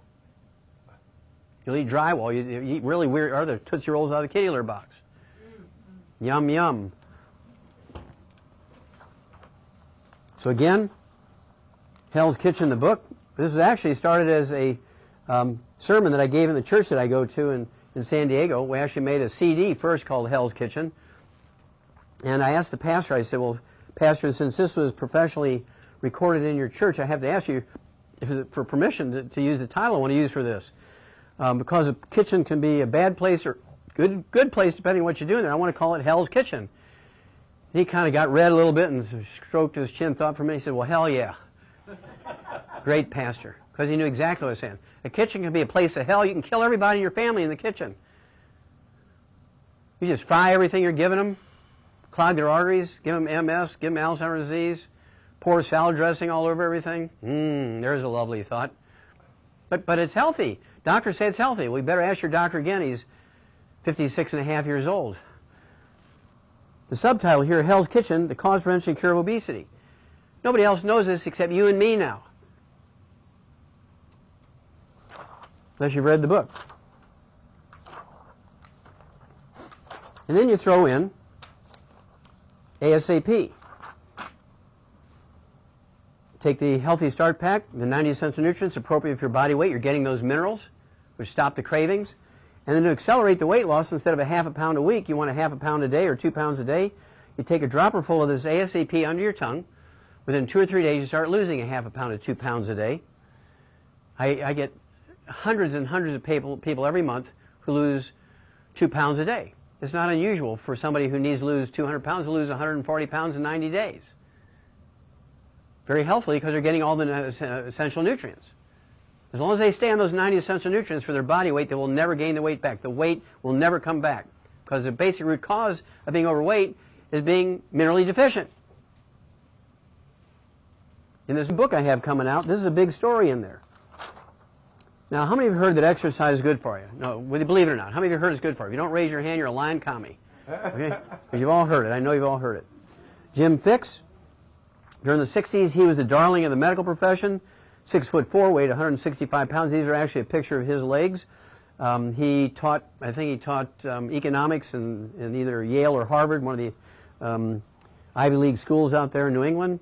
And his thing was running. He said, look, don't waste your time on vitamins and minerals. If you look in the index of the book here under vitamins and minerals, it says go to page 165. You go to page 165, and it says don't waste your time taking vitamins and minerals. Just exercise, walk around the block 10 times, and you'll keep your arteries clean, and you'll live longer. You won't waste your money on vitamins and minerals. Well, at age 52, while he was running and preparing for a marathon, he drops dead of a cardiomyopathy heart attack while he was running at age 52. The theory didn't work for him, did it? Now, cardiomyopathy heart attack is due to a deficiency of a single mineral. When Dr. Milan and I did those 1,700 autopsies, 1,700 autopsies of these kids in China, they all died of a cardiomyopathy heart attack, a deficiency of a single mineral. Well, Jim Fixx's protege, his top student, was a Canadian by the name of Brian Maxwell. And Brian Maxwell ran 100 marathons. Never came in less than fifth. I mean, that is awesome. 100 marathons, never came in less than fifth. You got to be kidding me. He had 114 gold medals. 3 were in the Olympics. The other 11 were divided between the triathlon, the World Games, Ironman competition. This guy was probably the most fit guy in modern times, right? Other than Hercules and people like that. And his wife was a nutritionist and dietitian. They came up with a concept of carving up the night before a big event. So you have plenty of glycogen, animal starch in your liver, your muscles, that kind of stuff. They came up with that concept. This guy was no novice when it came to exercise and the physiology of exercise and kind of stuff. Also, he and his wife came up with the first Power Bar. How many have heard of the Power Bar? Power Bar was the first granola bar packaged and sold commercially. It was so successful, he had his picture on the label. Nestle paid him and his wife $300 million for the rights to that granola bar. And they could have come up with their own granola bar, but they wanted his because he was such a famous athlete. They gave him $300 million for it. Then 3 months later, he dies of a cardiomyopathy heart attack while he's running at age 51. Now, Jim Fixx, out of 52, he beat his mentor by 1 year. I love this title here. It says, Heart Attack Claims Another Fitness Guru. This obituary is in March of 2004. I was actually up in Canada when this occurred, so this is where I got this article. Probably didn't even show up down here. It was a big story because he's a Canadian. Heart attack claims another fitness guru. Well, today he's not a guru. He's just goo. And I'm a pathologist, and a lot of times when people get to you, they're just goo. Thanks for sharing. Okay. Now, in America, you hear of sudden heart death in athletes all the time. Kids. And we were talking about athletes of every sport. People who are cheerleaders and kids under 18 years old. I mean, they're dropping like flies, 10, 12, 16, 20 years old, while they're playing. They're just dropping dead. These are kids who are fit. I mean, they've been training for years. They just drop dead. Sometimes they'll finish their workout, take a shower, go home, and drop dead at home. Somebody needs to go to jail here. Because our paper, Dr. Milan's My paper, came out in 1990 on 1,700 autopsies on kids under the age of 10 who died of this disease. And not one doctor, not one pediatrician, not one sports medicine doctor has heeded our work. It's published in an international chemistry and medical journal. Published in Chinese and English. This is not like it was a hidden thing in Dell's comic books. 3 big universities were involved. It was published. And our kids are still dying because nobody has implemented what we said to do. Now in China, by implementing what we suggested, they went from 13 kids dying per 1,000 every year of this disease, 13 per 1,000, down to 1 per 1,000. It's huge. We do the same thing here. And all they had to do was take a good multiple vitamin and add this one mineral, selenium, and it stopped all those sudden heart deaths. Just like you flipped off a switch. But our guys are smarter than that. They just say, don't waste your time on Wallach's information. Just drink plenty of water. You'll be dead tomorrow. I mean, I didn't mean to say that, but drink plenty of water.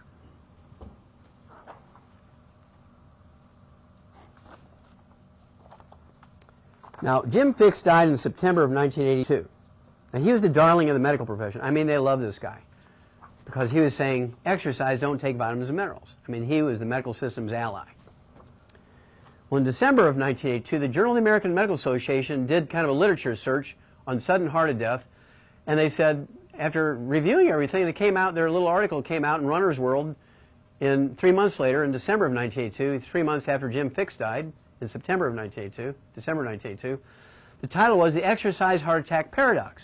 Now, a paradox is something where the outcome is different than the theory. Now, exercise is supposed to be healthy for your heart. But what they found out was, now remember, this is from the Journal of the American Medical Association, the editors, the sports editors in there, said, while running, a man's risk of heart attack death increases by a factor of 700%. So, gentlemen, if your wife keeps asking you to go take walks and exercise, and she's taking out insurance on you, it means she has a boyfriend.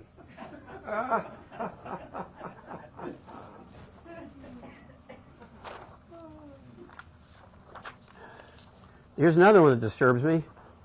Each year in America, non-contact injuries to kids. In other words, they're just running down the field and they crumple because they tear a ligament, they tear a cartilage, or a hamstring or something like that. It's not an impact thing. This is just a one-man accident, right? They're just running down the field, cutting here and there, and they tear something. We're talking about 1.35, 1,350,000 per year in America between the ages of 6 and 19. Somebody needs to go to jail here. Where's all these sports medicine doctors? Where's these personal trainers? Where's the coaches? Where's everybody who's supposed to be taking care of these kids? They're giving them Gatorade. Well, Gatorade has 2 nutrients in it. Our sports drink, called Rebound, has 100. Let's see. If you're sweating out 65, 70 nutrients, how much good is 2 going to do you? What about 6? Powerade has 6. Gatorade has 2. Our Rebound, thank you, sir. And we have it in cans. We have it in these canisters. We have it in sticks. Tear them open, put them in a glass of water or a bottle of water. This has 100 nutrients in it. It was designed for professional sports. We actually have many professional sports teams, basketball, football, hockey teams use this stuff. These are the sticks. They come 30 in a box. Thank you, sir. And, you know, this is good when you're doing whole big canisters for teams and things. Just throw it in there. It's just really cool. It has selenium in it. Nobody's going to die of a sudden heart death when they take Rebound. Are you getting a picture here? We built these things to take care of your kids, your grandkids. Don't let your kids and grandkids die unnecessarily because the sports medicine doctor and the personal trainers and the coaches have failed you. But they're the professionals. That doesn't mean anything. It means nothing. They've proven that.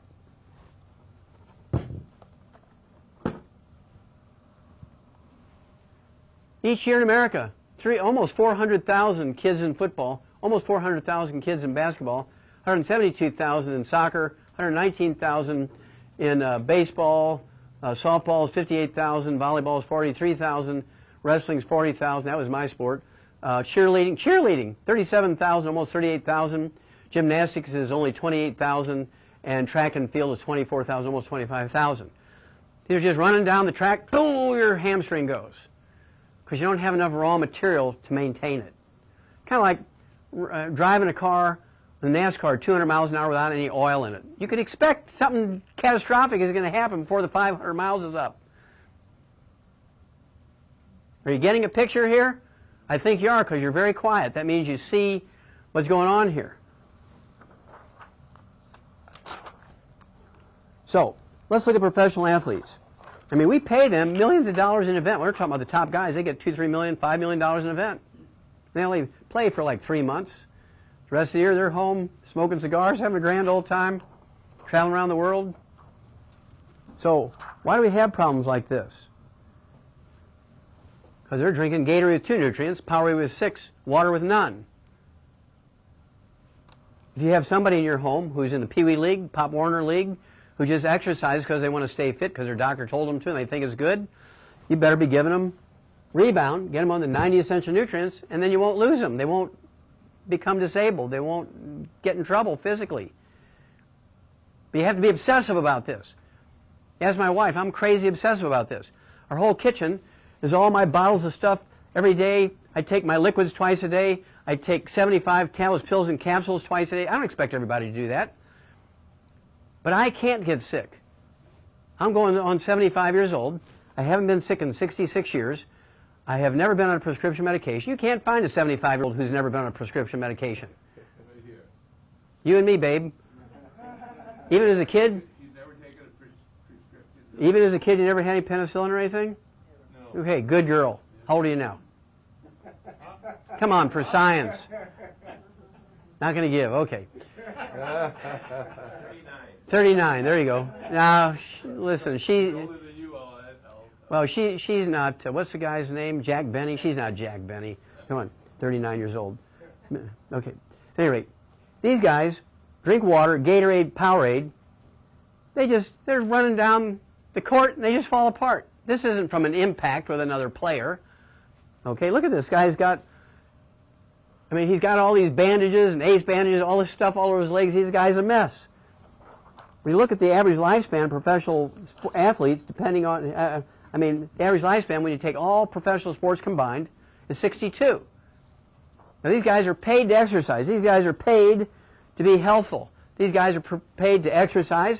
They're paid to eat right, to supplement right, sleep right, do everything right, stay away from the bad stuff. And you think if anybody could live to be 100 to be professional athletes, they're getting paid to do everything perfect. Average lifespan is 62. Except for football players, their average lifespan is 51. 51, yeah. There's a big study. It was done in 2011 when they were looking at changing blocking and tackling rules and changing how helmets were made for head and neck injuries, neck concussions, all that kind of stuff. Totally unnecessary. Here's the one. There's a Canadian newspaper, and they were doing a study with Canadian football players and the U.S. NFL players. And to make a long story short, the sports medicine doctors were shocked when they were collecting the information for the study. They said, well, we can't believe this. These guys are... average lifespan is 55 years of age. It doesn't even make 62 like when you're the total of athletes. And so the insurance companies went crazy. They said, wait a minute. We're losing money on these guys big time when it comes to life insurance. So they got their actuaries, their numbers crunchers to look at this, and the actuaries said, that's not a correct number. 55 is not a correct number. The average lifespan of professional football players is 51. So they had to triple their life insurance premiums. So instead of $300 a month, it was $900 a month. Of course, if you're making $1 million a game, it doesn't matter, right? So here's Theo Ratliff. He's been with us for 14 years. When he was 28 years old, he had bone-to-bone arthritis in both knees. Cartilage popped off his right hip, had to be surgically reimplanted. It was kind of barely hanging on. They surgically replanted on. He caught a pass during a regulation game, broke his wrist, and the orthopedic surgeons for the Atlanta Hawks said, look, this guy's too fragile to play professional basketball. We're not going to sign off on him, so they killed his contract. He was actually in his locker, clearing out his locker, and you heard one of our guys, Mike Glenn, who had been a player, this guy was an all-star. His nickname was the Stinger. A lot of his jump shot records still are in play. And he was talking to another player about this, and so Theo said, will that stuff help my joints? He said, yeah, even yours, Theo. So he got in contact, and I put him on. This guy is 6'11", and he looks skinny, but he's 6'11", so he weighs 300 pounds. So he had to take 3 of the healthy bone and joint packs per month. And we invented the Rebound for him. 90 days later, we had completely rebuilt him. He passed all his physicals. And he played for 14 more years, and made $140 million he was not going to make if he listened to the orthopedic surgeons. Now, do you think his wife, Christina, loves me? She loves me. She loves me. She's 6 foot tall. No, actually, she's 6'5". So every time I go there, she makes me a 3-inch thick T-bone steak, because she knows I love steaks. Remember, she gets the top chef in Atlanta to fix it for me. And she just stands there while I'm eating and pats me on the head, and she just loves me. U.S. News World Report, February 2005, special health issue. Rated America's most credible print news source. Special health, who needs doctors? Your future physician might not be a medical doctor. You may be better off. I guarantee that every medical doctor in America canceled their subscription to U.S. News World Report. Every hospital, every clinic, every pharmacy, everybody who dealt with doctors canceled that. At least it wasn't going to be out there in the waiting room. Now, why did they do that? Well, this was an apology to the American public. This whole issue is an apology to the medical public. Because during the 1990s, some of you are old enough to remember the battle between doctors and the HMOs. I'm the doctor. I'm the one that's supposed to determine what drugs you get, what treatment you get, whether you get surgery or not for your illness. Do you want an accountant from an HMO determining what you're going to get? And your answer should have been, yep. Because the accountant, the only way the HMO was going to make a profit was to cure you in 3 weeks. Then he'd take your $100 every month for the rest of your life. But everybody went with the doctors, including them. And once they realized, they looked at everything I just showed you earlier, they said, uh-oh, we bet on the wrong horse. And so this was their apology to the general public.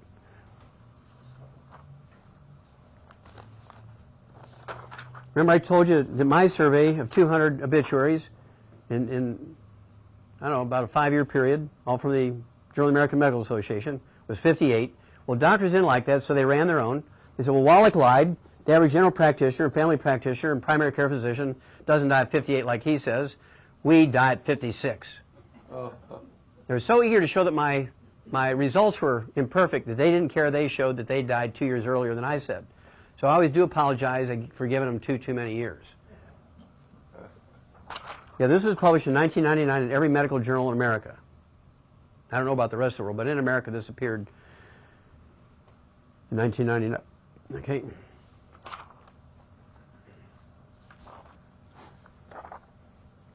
Now this is beautiful.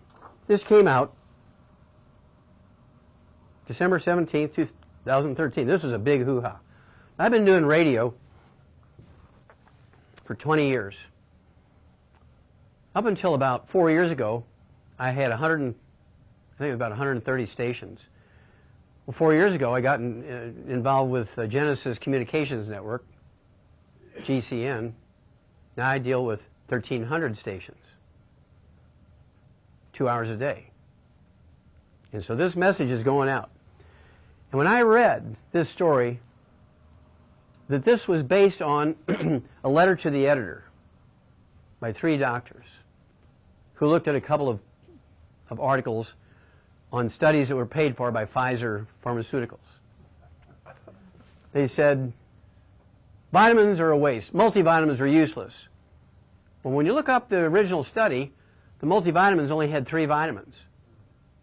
Didn't have the 90 essential nutrients, didn't have 60 minerals, 16 vitamins, 12 essential amino acids, 3 essential vitamins. They had 3 vitamins.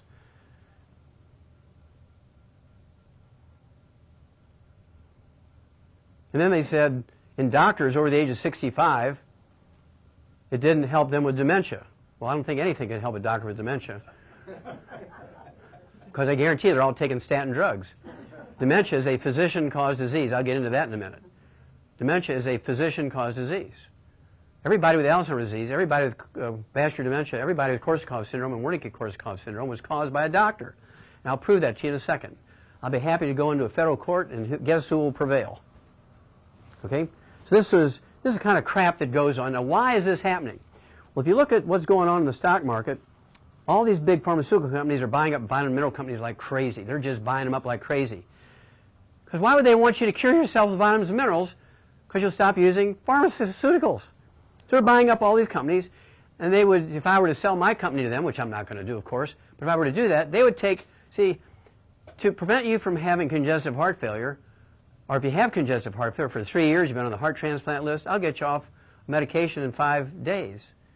I won't take you off. Your own doctor will take you off. The quickest this happens is 5 days. Sometimes it takes 3 months, but usually 5 days to 3 months, you'll be off your medication for congestive heart failure because it's a deficiency of a single vitamin. It was discovered by a Japanese naval surgeon in the late 1700s.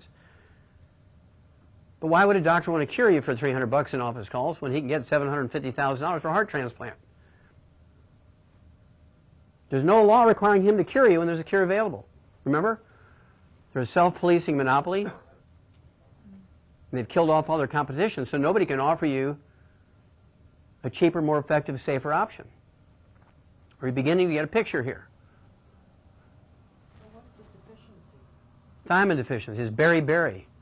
Congestive heart failure is a simple vitamin B1 deficiency. So our program for congestive heart failure gives you 28,000 times the minimum daily requirement. 5 days time, you're off all your digitalis, your water pills. Your cardiologist and heart transplant surgeon will throw up their hands and take you off all everything. Take your bracelet away from you that'll light up, when they have your heart. I do this all the time. People say, well, Wallach, you can't do that. It's genetic. Crapola. It's a simple vitamin deficiency. Cardiomyopathy heart disease is a simple mineral deficiency, a deficiency of selenium. Somebody needs to go to jail here. In any other industry, you think about it. Bernie Madoff defrauded his investors by $3 billion, and he went to jail for life. Doctors defraud you every year in America of $3 trillion, not $3 billion, $3 trillion, and you love your doctor, you send him Christmas cards. Because insurance pays.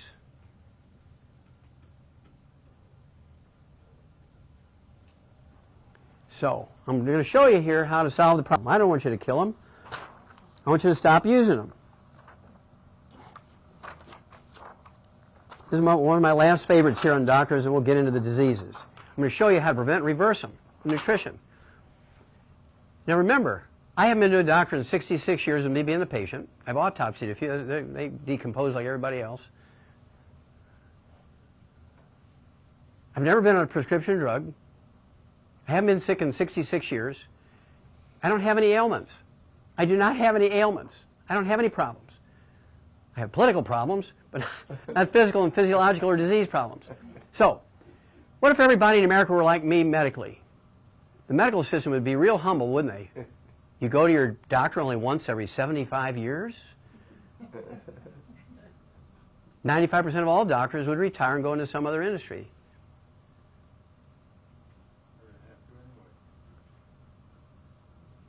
You understand what I'm saying? If you take care of yourself, you'll go to see your doctor once every 75 years and you won't need them. I'm glad there's a few physicians in here of various kinds because we're recruiting them. They're lining up to join me because they see the writing on the wall. I see 1 million patients an hour. While I'm here having fun with you guys, I'm seeing 1 million patients. Well, how am I doing that? Because I have 1 million PAs. How many PAs do you have? How many PAs do you have? I have 1 million PAs. Okay, I have 1 million PAs. And each of them sees thousands of people a day. Because each of them has thousands of PAs. You understand what I'm saying? And I have cookie cutter recipes. They're all Betty Crocker recipes in these books. They're all Betty Crocker recipes. You just follow what the recipe says. The cake comes out the same every time. Start inventing your own stuff, I'd take your permit to work with me away. That make sense? Okay. New York Times. Now, my wife loved this guy. This guy was a cardiologist. He's a cardiologist. He was a top soccer player in Brazil. He was their Olympic star. This guy, he kicked all his goals backwards with his heels, so his nickname was Heel of Gold. He'd get in position, he would kick the goals backwards. So I don't know why he came up with that, but he kicked all his goals with his heels, so they called him the Heel of Gold. His nickname was Socrates. Nobody even knows his real name because all the soccer players in Brazil take on a persona nickname kind of thing. So his name was Socrates. So you knew he was probably a physician. He was a cardiologist. And he drops dead playing senior soccer at 57 years old of a heart attack. My wife said, "Oh, he's so handsome." Yes, honey, but he's dead. That's probably, he's too beautiful. He should have been a girl. He's so beautiful. Okay. My wife and I took 10 years to write this book, Immortality. Because there's 80 million baby boomers come along who all want to live to be 100. Anybody in here born between 1946 and 64? Okay, 3 or 4 of you. Okay, the rest of you are older than Solomon probably. Okay, Methuselah, I guess they say. But we spent 10 years collecting all the information from the National Geographic, the New England Centenarian Study, newspapers, anthropology departments at the university, the agriculture departments, and we settled on the top 20 longevity cultures that came out of the National Geographics, the top 20 longevity cultures. They have 25 common threads that allow them to be the longest lived people on Earth. Okay? They have 40 times 100-year-olds we do. They have 40 times 100-year-olds we do, according to the New England Centenarian study, which is by Harvard Medical School. They have 40 times 100-year-olds we do. They have 100-year-old per 250 of their population. We have 100-year-old per 10,000. They don't have any doctors. They're all illiterate. They're all from third world cultures, not a single first world culture in the top 20 longevity cultures. They have no insurance, government or private. They have no hospitals or clinics, no pharmacies or pharmaceuticals or pharmacists. Great-great-grandma, they have 5 generations living in the same household. Talk about conservation of assets, 1 mortgage instead of 5. Grandma is a doctor, with all her herbs and, her poultices and teas and all that kind of stuff. No need for daycare because there's great-great-grandma taking care of the kids and grandkids and great-great-grandkids. And no need for hospice because everybody dies at home with everybody loving them around them, sending them off to heaven. And then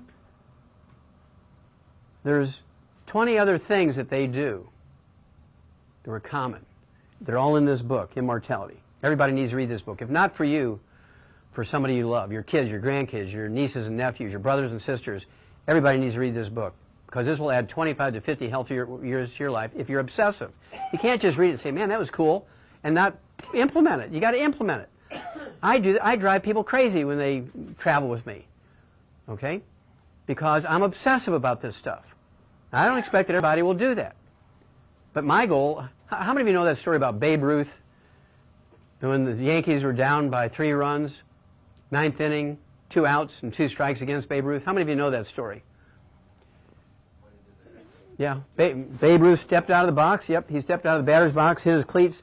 He points up to center field where the flagpole was, and everybody knew what he meant. Everybody knew what he meant, including the pitcher. He was going to hit a grand slam home run. And the pitcher was very stupid. Instead of just throwing the ball in the dirt and walking him, and he could take care of the other couple of guys, he tries to whiz it past Babe Ruth. Sure enough, boom, he hits a grand slam home run. The Yankees win by 1 run. So I'm playing Babe Ruth here, and I'm pointing out to center field. And I'm telling you, I'm going to live beyond 200. I'm going to live beyond 200. Now, that's not as outrageous as it sounds. Because I'm doing everything perfect from the standpoint of nutrition and avoidance of the bad stuff. Nobody's ever done that before. Now, I probably have, out of my 1 million physician's assistants, I probably have 25 that are doing the same thing obsessively as me. I have some of them. They're half my weight. These little old ladies that are like 90 years old. One of them's named Shar. She's from Michigan. She's been with me for 25 years. She weighs 95 pounds soaking wet. She's actually in this group's upline. Grand lady. She takes as much stuff as I do twice a day. She's 60 pounds lighter than me. She takes my dosage twice a day. Avoids all the bad stuff. She just turned 70 in April. If you were to look at her, you would think she's 40 years old. She has the physiology of a 20-year-old. She has the looks of a 40-year-old, and she chronologically is 70. Now, I have about 25 people like that who've been obsessive with me for 25 years doing exactly as I'm doing. So let's look at some of these other things that these people do. National Geographic, you got to trust them. They have no axes to grind. Well, there's a story. This is one of the the top 20 cultures. It's one of the top 20 cultures that outlive us. These are the ones that have, in the Western Hemisphere, they have more 100-year-olds than anybody else in the Western Hemisphere. These are the Nicoyans from the Nicoyan Peninsula on the Pacific coast of Costa Rica and Central America. They said, this little girl's going to live to be 120 because a lot of them do. It's very simple. They all do. I shouldn't say they all, but most of them do. These kids are just living like crazy now. Now, they have no doctors, no vaccinations, no insurance. They don't have anything that you would go there. This is the worst possible place to go on earth for medical care. There's none. Yet they have 40 times 100-year-olds we do. It's a front page story on National Geographic, May of 2013. This isn't May of 1913. This is 2013. Okay? Why are they saying that? Because the facts tell you this is going to be true. When you go there, and you look in the last 2 paragraphs of this 10-page article, because they wind through everything. And you look at the last 2 paragraphs, they say, this is a fact. These people do live this long. These kids will live to be 120 because they do it all the time. The only thing we can't tell is if it's genetic or dumb luck.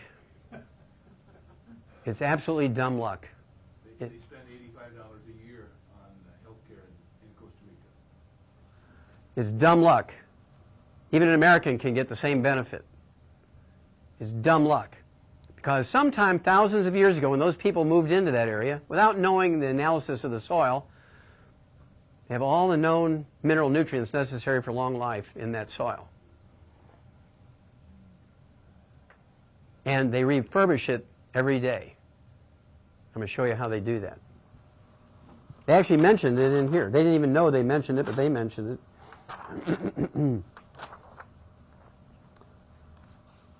Let's look at billionaires first. We actually have a CD. We sent them a CD called What Kills Billionaires. They ran an art. I love it because it sells a lot of our CDs. What kills billionaires?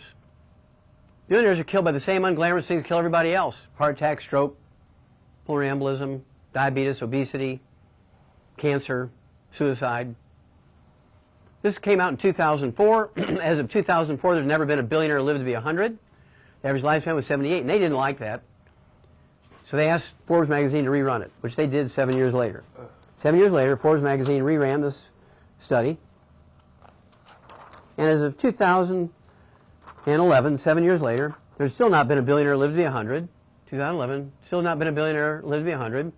The average, or all the other sort of stuff that they looked at in 2004 were statistically the same except one. One was dramatically different. And that was the average lifespan. Instead of 78, like it was in 2004, the average lifespan in 2011 was 66. It dropped 12 years.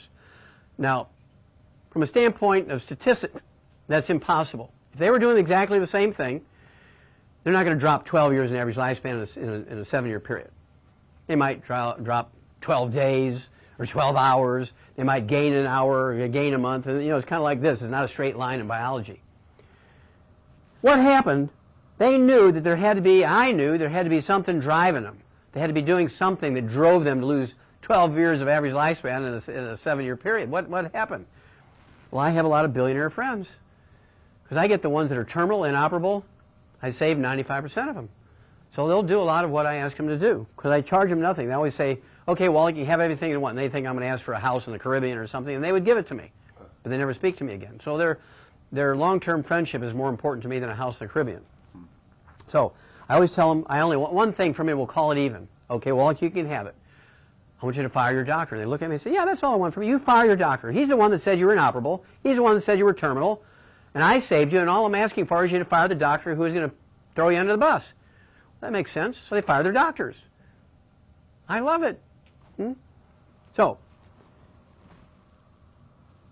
I asked them to find out what these guys did, what the billionaires did over time, over that 7-year period, proactively, because they knew they had to be doing something wrong. Bad wrong. They came back a week later and said, Wallach, that was very profound. You're exactly right. What these billionaires did was hire the top personal trainers, the top sports medicine doctors, and they spent over $500,000 in their home, their workplace, each in their home, their workplace, their yachts, and their vacation cabins up in the mountains, putting in fitness centers. Because their personal trainer said, the reason why you're dying so young? Because you don't exercise enough. Look at these third world country guys. They work out in the fields 10 hours a day. If you exercise 3 hours a day instead of nothing, you'll add 25 years to your life. So they were rowing. They were running on the treadmills. They had their stationary bike. They are just running like crazy. And they said, drink plenty of water. So they all got Fiji water. The most expensive water you can buy. They all got Fiji water. And guess what? They just died by sweating out all their nutrients and drinking water. They sweat themselves to death. Well, now they're all drinking Rebound. Here's a very, very smart guy. Steve Jobs, billionaire, very smart technology, very smart marketing. He died 10 years before the average billionaire. He died at 56. Why is that? Well, he was an unsupplemented vegan. He's a vegan who did not take vitamins and minerals, and he believed because somebody told him and convinced him he could save 50 people each day by not eating cows, because a cow eats as much as 50 people. So if he didn't eat cows, he would save 50 people by not encouraging farmers to grow more cows. So there'd be more food for people. That was kind of his reasoning for being a vegan. But then on supplementing, he spent a lot of money for the top organic foods from all over the world to be shipped in by plane for him individually every day. He hired the top 5-star vegan chef to cook everything for him, which he did, and stir-fried everything and salad dressings and everything, and extra, extra, extra, extra, extra, extra, extra, extra, extra, extra, extra, extra, extra, extra, extra, virgin, virgin, virgin, virgin, virgin, virgin, virgin, virgin, virgin, virgin, virgin, virgin, olive oil and coconut oil. Gave him pancreatic cancer, just like he shot him in the head. And then Steve Jobs made his second most terrible mistake. Instead of going to the Nicoyan Peninsula in Costa Rica in the Pacific coast of Central America, and going and finding the oldest great-great-great-great-great-great-grandma, saying, Grandma, give me what you eat, give me the herbs you would take if you had bad cancer, he'd still be alive today. Instead, he paid millions of dollars to the top experimental cancer doctor to delay treating his other patients, spend his full time creating the ultimate panacea, kind of like the old days of the alchemist, to cure his cancer, and he killed Steve Jobs as sure as he shot him in the head.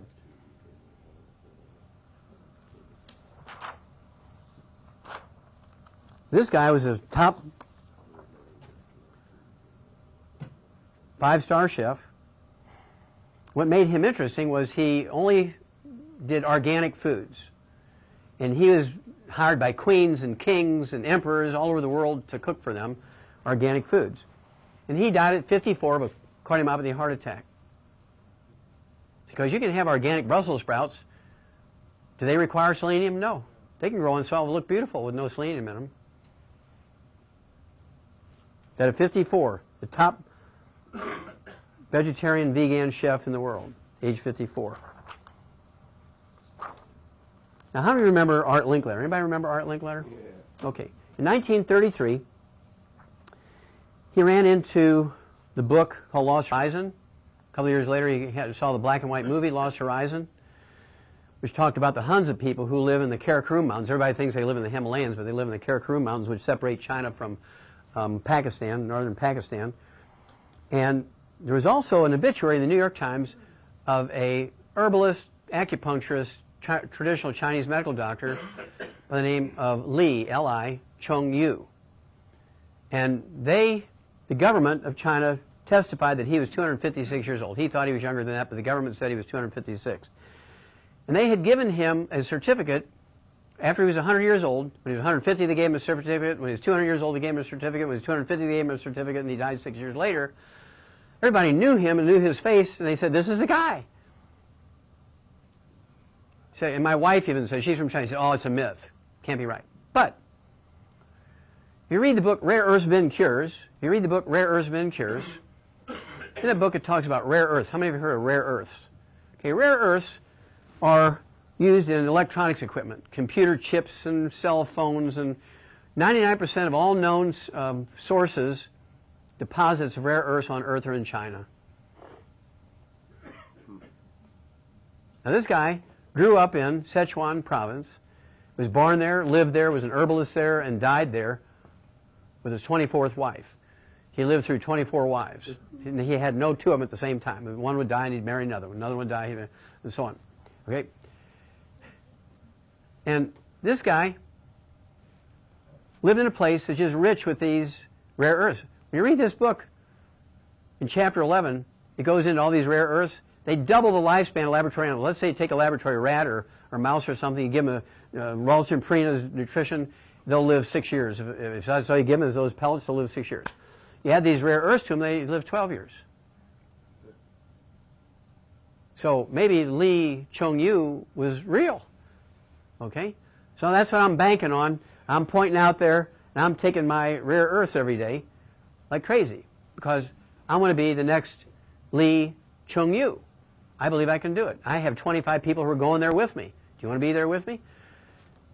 The medical system will be real humble. I love that part. At any rate, he dies at 97, taking vitamins and minerals like crazy since he read that obituary, looked at the movies, read the book. He supplemented like crazy from the same sources they got their supplements from, which I'll show you in a minute. This is crazy. He lived to be 97 just supplementing. Doctors live to be 56 taking pharmaceuticals. Linus Pauling died at 93.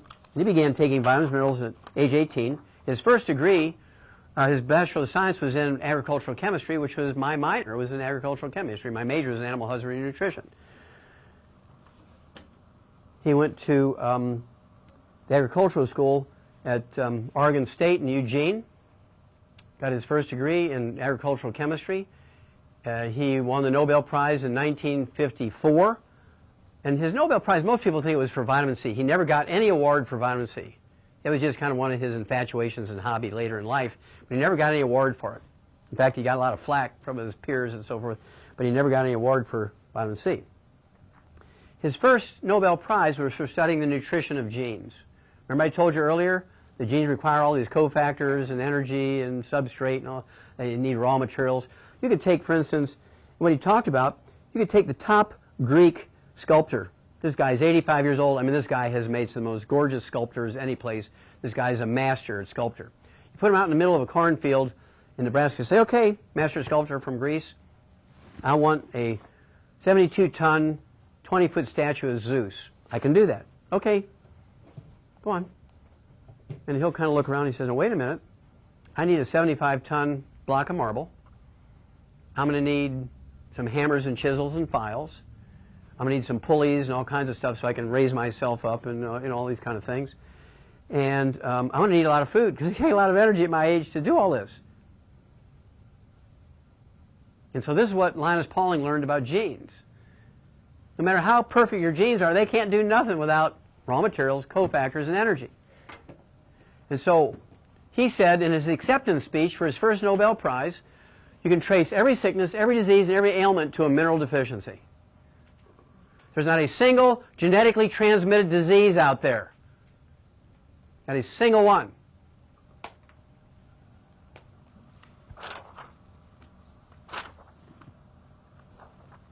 What about Jack LaLanne? Anybody remember Jack LaLanne? Okay.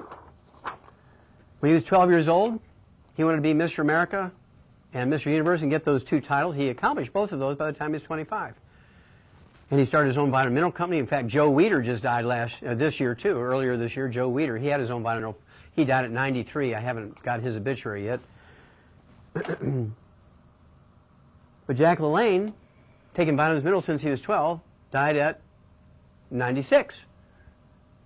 Doctors die at 56, according to their own survey, taking all their pharmaceuticals. Now, I guarantee you, his vitamins and minerals at 96 were not like mine. Mine have all 90 appropriate for body weight. His had 38. So even 38 is better than nothing. 38 is better than the 3 of those guys who wrote the letter to the editor and said vitamins are worthless. 38 is better than 3. Well, 90 is better than 38, especially at 28,000 times the minimum data requirement. Why would you take the minimum? Well, I'm only going to put 2 quarts of oil in my car. Even though the maintenance book says 6, I'm going to save a few bucks here. I'll just put in 2. People living under the bridge, dumpster diving behind McDonald's wouldn't do that. Now, this guy was just a recent story. Died at 95. And he was on my program for the last 20 years. We have distributors in Atlanta, Georgia, including Andy Young, who was ambassador to the UN. He was governor of, I don't know if he was the governor, mayor of Atlanta for 3 terms or something like that. He was our ambassador to the UN. He was sending Nelson Mandela for 20 years my stuff. The Healthy Bone and Joint Pack, the Rebound. Why did he do that? Because in 1991, Andy Young was scheduled to have both his knees replaced. He had bone-to-bone arthritis. Mike Glenn introduced us. I got him on the Healthy Bone and Joint Packs, appropriate for his body weight, and in 90 days regrew the cartilage in his knees. He's never had to have any joint surgery in 22 years. So he's been sending Nelson Mandela my stuff, buying extra and sending it to Nelson Mandela for 20 years. That's why he lived to be 95. We're beginning to get a picture here. Now here's my favorite obituary. I love this obituary. This is a great story. It tells everything. This guy here is the oldest man in America when he died at 112 in December of 2008. Died at 112, George Francis. And George Francis lived through 19 U.S. presidents, whose average lifespan is 75 if you take out JFK. Okay. And presidents have at least one college or university degree. Most of them, if they're lawyers, will have 2 or 3. They're cared for by medical doctors who have 2, basically 2. They're pre-med and they're medical degrees. Some of them will have, if they have specialties, they might have a 3rd degree or a 4th degree. If they go to jail, they might have the 5th degree. But the doctors who take care of these presidents are not country bumpkin doctors. These are the best of the best, right? And they lived to be 56, exactly half of George's age. I mean, I couldn't have paid for this. What makes this story so interesting is George was an illiterate black fellow living out in the swamps, Louisiana. Never been to a doctor, had no insurance because he never had a paid job where he had a paycheck and withholdings and any medical benefits.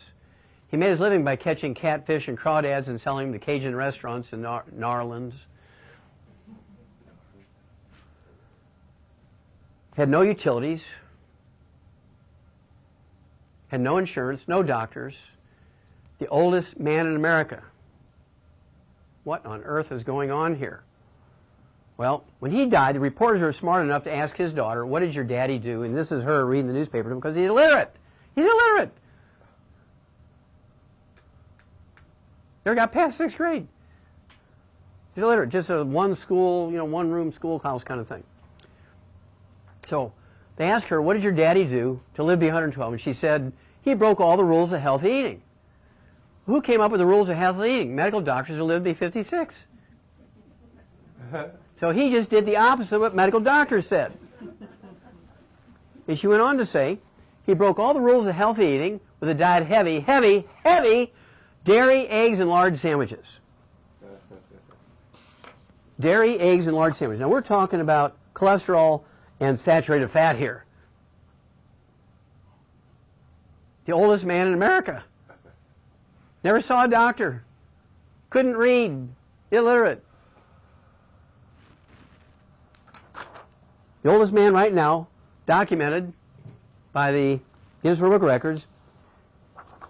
If you look in the book Rare Earths and Cures under longevity, you look in the book Immortality, this tribe, the Aymara Indians in Bolivia, where this fellow comes from, is in there, the top 20 longevity cultures on Earth. Usually number 2. They've never quite hit number 1, but they're constantly at number 2. Their villages are 13,000 feet. They're always adjacent to Lake Titicaca in Bolivia. The oldest man in America, in the world, the oldest man in the world, South America, but in the world, is an Aymara Indian. He's a sheep herder. Every morning, before dawn, he wakes up and takes his flock of sheep up above where he lives. He lives at 13,000 feet elevation. He takes his sheep another 1,000 feet up, around 14,000 feet. He's there all day. He herds sheep 7 days a week, 12 hours a day. 123 years old. His name is Carmelo Flores Lara, oldest living person ever documented. And in October of 2011, they recognized he was going to be there, and this year they documented him again as still the oldest living person. No doctors, no pharmaceuticals, no insurance, nothing that you would go there for health care. I mean, these are about as primitive as people you can get. They have nothing. No utilities. He lives in a mud hut with a thatched roof. He's still herding sheep at 14,000 foot elevation at age 123. No cane, no walker, no electric wheelchair.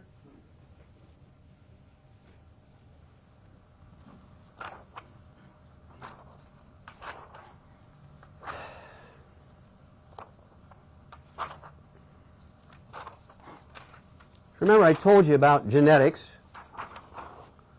the 850 biotech companies, 850 gene screening things. These guys need to know their anatomy a little bit. He's got prostate cancer in his left knee. He's got asthma in his right shoulder. Celiac disease in his right shoulder. I mean, these guys don't know anything, right? No wonder they're having a problem. Of course, eugenics, like Francis Galton and Hitler, still hasn't changed. Have all these dating clubs for people with IQ over a certain amount, kind of thing. All the beautiful people, smart people. Everybody else is, we're going to spend money on the beautiful people and the smart people. Everybody else, you're out, right? It's still eugenics. And here's what he said. Gene sequencing is not the solution to curing cancer and diabetes and all these other diseases. The solution is good chemistry, good biochemistry, nutrition. They all sat there with their mouth open. Nobody was breathing. The guy who got the Nobel Prize for it said it's all been irrelevant, is the word he used. They went down the wrong rabbit hole. It's not genetic. Now, all the reporters ran out of there, called the editor, said, well, you can't believe what this guy just said. So these editors are writing down the story, they're emailing them and all this stuff. They go to the medical schools there and say, we want your input on this. Oh, James Watson, he's 80 years old. He doesn't know anything. He's got dementia. Why would you it never appeared in any other newspaper. Thank God my wife saved this for me. This never appeared in any other newspaper around the world. It never appeared anywhere. But we're going to fix that. Because this is a cover from our new book coming out in March of this year. It's already been picked up by a big publishing house, a branch of Random House, big New York publishing company. The death of the genetic theory of disease transmission. Remember, doctors thought diseases were caused by evil spirits. And then they thought they could cure diseases by finding a panacea if they could just turn lead into gold. And then they knew that they could cure all diseases because they were caused by what was called spontaneous generation. That one lasted for a couple thousand years. And then there was the germ theory. Everything's caused by germs. 1 million British and Japanese sailors died in a 100-year period from scurvy after the basic sailor knew that you could eat cabbage and citrus fruit and prevent it and cure it. 1 million British sailors and Japanese sailors documented died in that 100-year period from scurvy because doctors were still looking for the germ.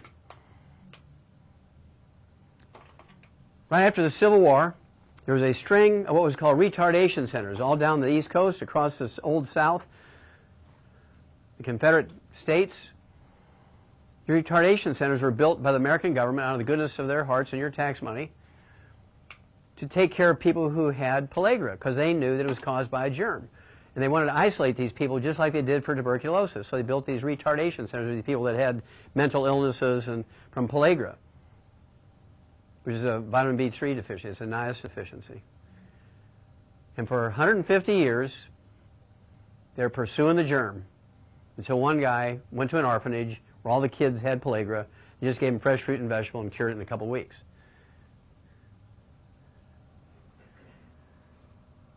So you shouldn't be too surprised that the graveyards are full of medical theories that have been wrong, including the genetic theory. It's been the biggest financial disaster ever. So here we go now. You know it's coming. In the contract, they're going to have more publicity about this book than any other book out there in history.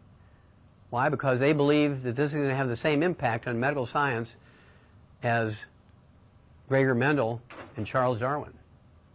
Do you agree with the findings of Dr. Bruce Lipton? I don't even know who Dr. Bruce Lipton is. He must be some local guy. No, he's a very famous biologist. Did he start the tea company? I don't know who Joseph Lipton is. What did he discover? He says that the DNA is not genetic. Well, DNA is not genetic. That's right. But I discovered it. I discovered that in 1977. When did he say it? Yeah, he stole you. Huh? He stole your stuff. He stole my stuff. Now, this picture is profound. This picture is taken in 1978. Oh, by the way, the guy who wrote the foreword is Jeffrey Bland. He was Linus Pauling's last PhD student. He was the director of the Pauling Institute for 8 years. This is not some schluck guy here, right? He's a brilliant guy. He and I have been good friends for 35 years. And I really didn't expect him to write the foreword to this because he said, I could hear him say, well, that's kind of controversial, Wallach. I want to see more before I put my... So we sent him a copy of the early manuscript, the titles, subtitle, and he called me about 2 days later. He says, I'm in. I'll write the foreword for you. Because over the years, he's figured it out too, right? So at any rate, this is profound because in 1977, I discovered the first non-human case of cystic fibrosis in a monkey at the Yerkes Primate Center at Emory University in Atlanta, Georgia. Not a schlucky place. I mean, this is one of the pinnacles of science in America. This was looked at by all the experts in cystic fibrosis. They said, you know, Wallach, you're correct. This is the first non-human case of cystic fibrosis, no doubt about it. This is a classic case of cystic fibrosis. Nobody can deny this. What we want to know is, how many other monkeys have this? Well, I did biopsies of age peers of this monkey in a gang cage. They're not related in any other way. I did liver and pancreatic biopsies, and they all had cystic fibrosis. Well, I tracked back the diet of that group, and I figured it out. I know by then I'd already done like almost 30,000 autopsies, 8,000 in humans and 22,000 in animals, 10 million chemistries. The book I wrote in that is 1,200 pages. It's in the Smithsonian Institute as a national treasure. So this isn't just smoking pot and coming up with a wild theory. This is based on 10 million chemistries. Okay, looking at nutrition and pollution and all that kind of stuff. That's why Jeffrey Bland likes me. Because nobody else has ever done that. I'm not smarter than anybody else, but nobody has the experience. Okay? And so, I'm going to divert here just a second. It's worth 3 or 4 slides for you to see this. Because this is all coming out. This is a major part of the book.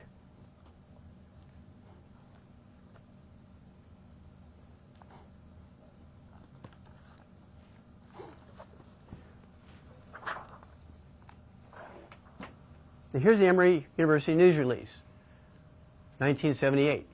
Scientists at the Yerkes Primate Research Center, Emory University, have discovered cystic fibrosis in a young rhesus monkey at autopsy. The first non-human case, blah, blah, blah. This appears to be the first animal model of cystic fibrosis. We're all excited about it. That's me, Joel Wallach, right? I'm the guy that made the discovery. And these guys are like crazy with this. And then they fired me. They fired me.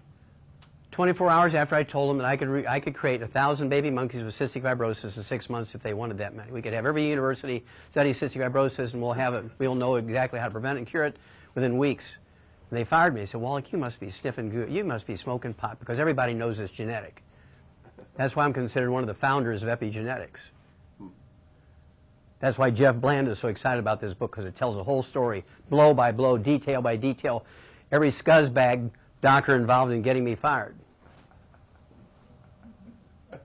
Because their genetic career was on the line. They didn't care about the kids. They did not care about kids. They wanted to protect their little dung heap.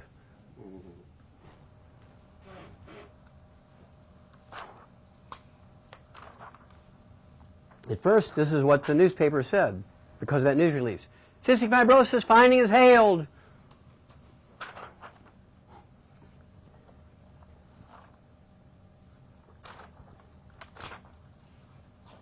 Breakthrough reported in the cystic fibrosis fight.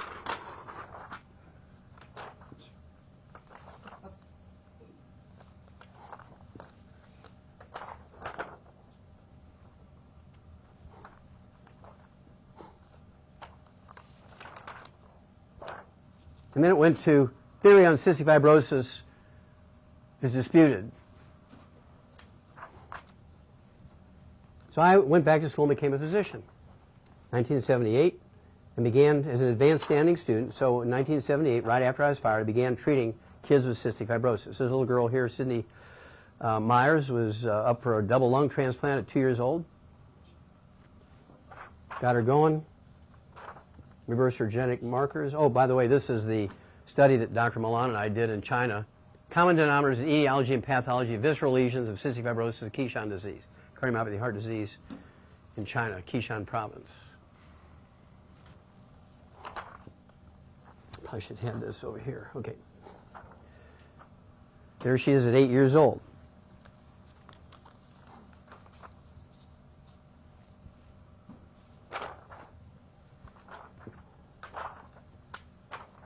We have dozens of kids now that we've reversed their genetic markers.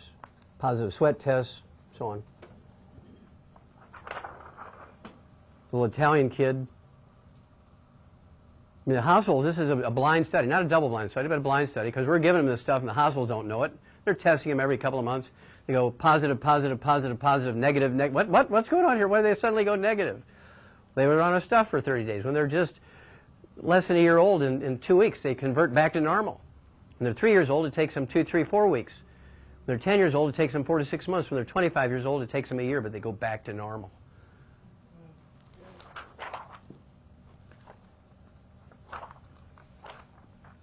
Now, in 2011, in the International Laboratory Animal Research Journal, the entire journal in June of 2011 was devoted to serendipitous, accidental findings involving non-human primates. The reason why they did that was because in 2011, the federal government canceled all research in primates because it's too expensive. $1,000 a day compared to a mouse is 10 cents a day. So you use mice.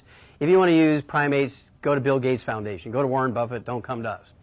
So they did this whole issue on the accidental findings in primates that helped human health to say, please reconsider, don't kill. I mean, we got billions of dollars worth of facilities here and monkeys. What are we going to do? We're going to kill them all? I mean, come on. We can't just suddenly stop here, so give us 10 years, 20 years. They're trying to soften the blow here.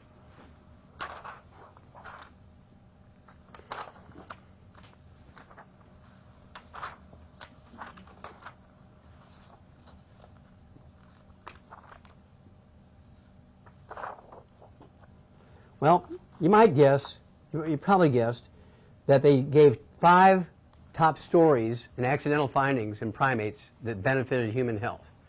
Guess what number 2 was? Cystic fibrosis, a non-human primate. Emory University, 1978, reported a classic textbook case of cystic fibrosis found in humans had been identified in a non-human primate, an animal for which there has not been described previously. An assistant veterinary pathologist, me, actually, I was more than that. I was a comparative pathologist. I was doing human and animal autopsy, but they call me an assistant veterinary pathologist. I mean, right. Now here it comes. Now be prepared for this. Let's see here. Oh, we're down here. The diagnosis. Oh, there we go. An assistant veterinary pathologist whose name was withheld by Emory University. They were so embarrassed that they fired me in 1978, they wouldn't even give out my name. Now, are they that stupid? If they say, oh, gosh, this was identified in 1978, well, that's easy. They just go back to 1978, find the news releases. So I started winning all these kind of medals based on the stuff that went on in 1978. Now, millions of kids have died since then. And they're still going to die. Because they never said, well, there was a failed theory or whatever. They said nothing. They just said one was found. Somebody needs to go to jail.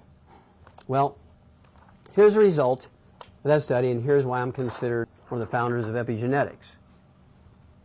Up until this award, 2011, I'm the first veterinarian and the first naturopathic physician to get this award. For 28 years in a row, only medical doctors and MD, PhDs got the award. I'm the first veterinarian and the first naturopathic doctor to get the award. And of course, I just loved it that they used the Emory University photograph. You got to love it, right? To show that this discovery has been made by this assistant pathologist who nobody named. That really pissed these people off. Okay. They could have kind of rectified or at least gotten some sympathy from me if they'd have said, okay, we fired this guy, it was stupid on our part, but those guys are all dead or gone, blah, blah, blah. And so this is Dr. Schrauser awarding me the gold medal, the Klaus Schwarz medal. Now, why the Klaus Schwarz medal? Because Klaus Schwarz is the guy who discovered that selenium is an essential nutrient. Hooah! I'm very, very proud of that.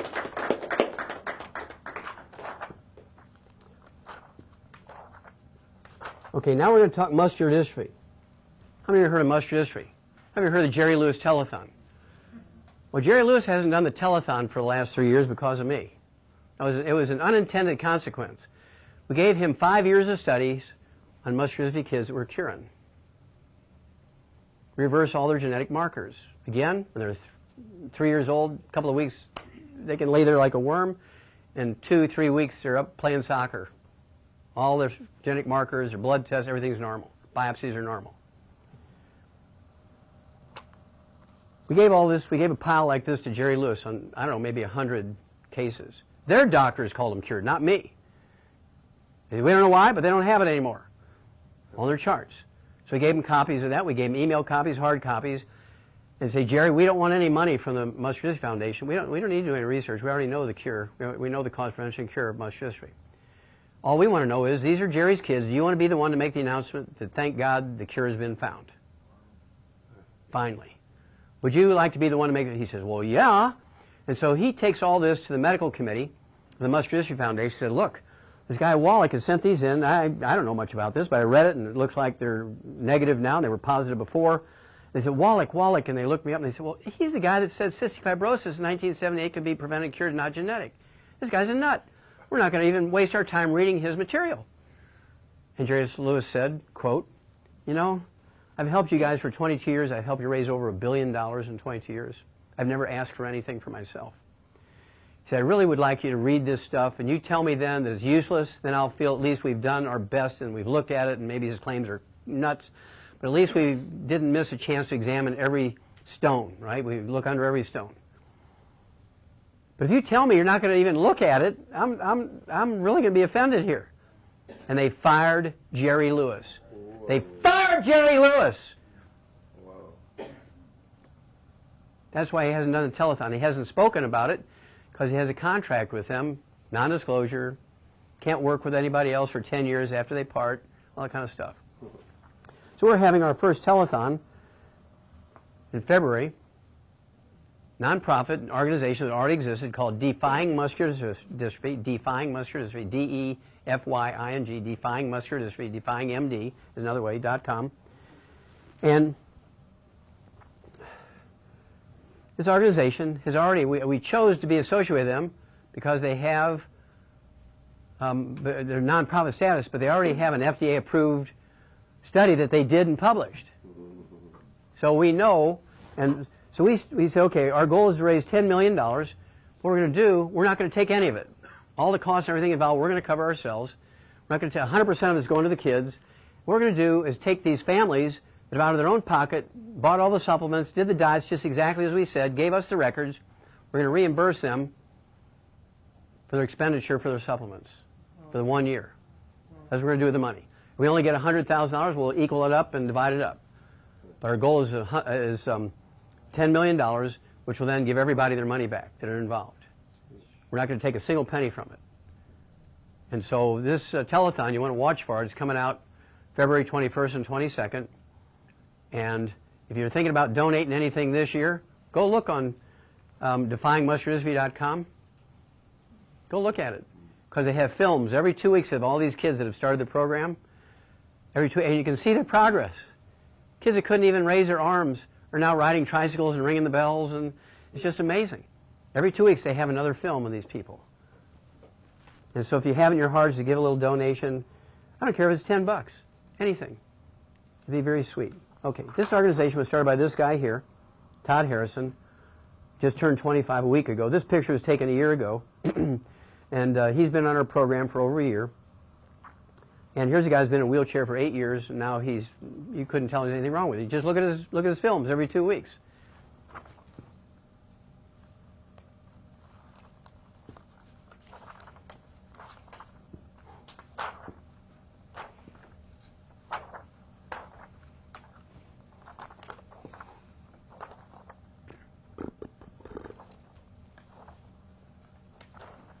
Okay, so it goes back again. Why isn't Jerry Lewis doing the telethon because they fired him. They don't care about the kids either. They didn't want their income stream interrupted.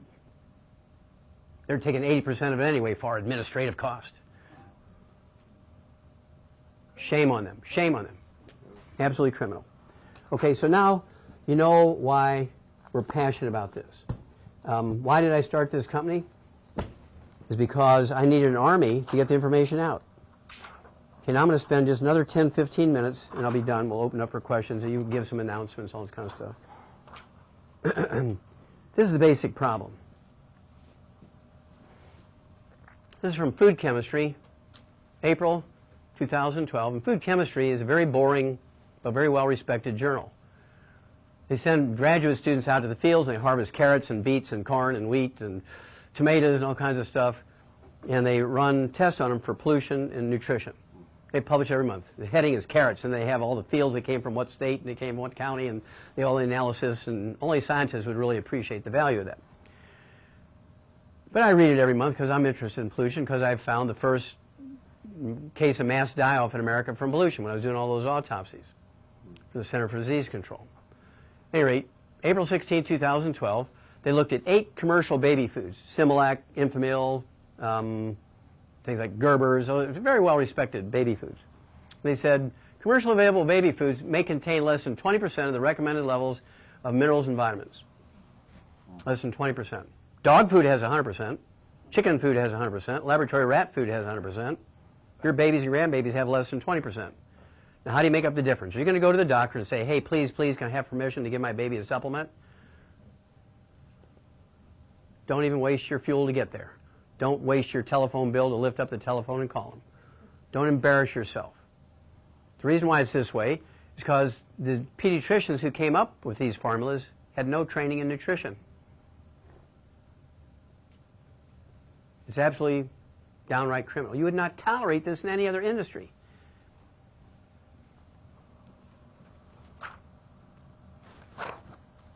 Okay, so why do things look generational? I mean, that's an obvious question. Why do things look generational?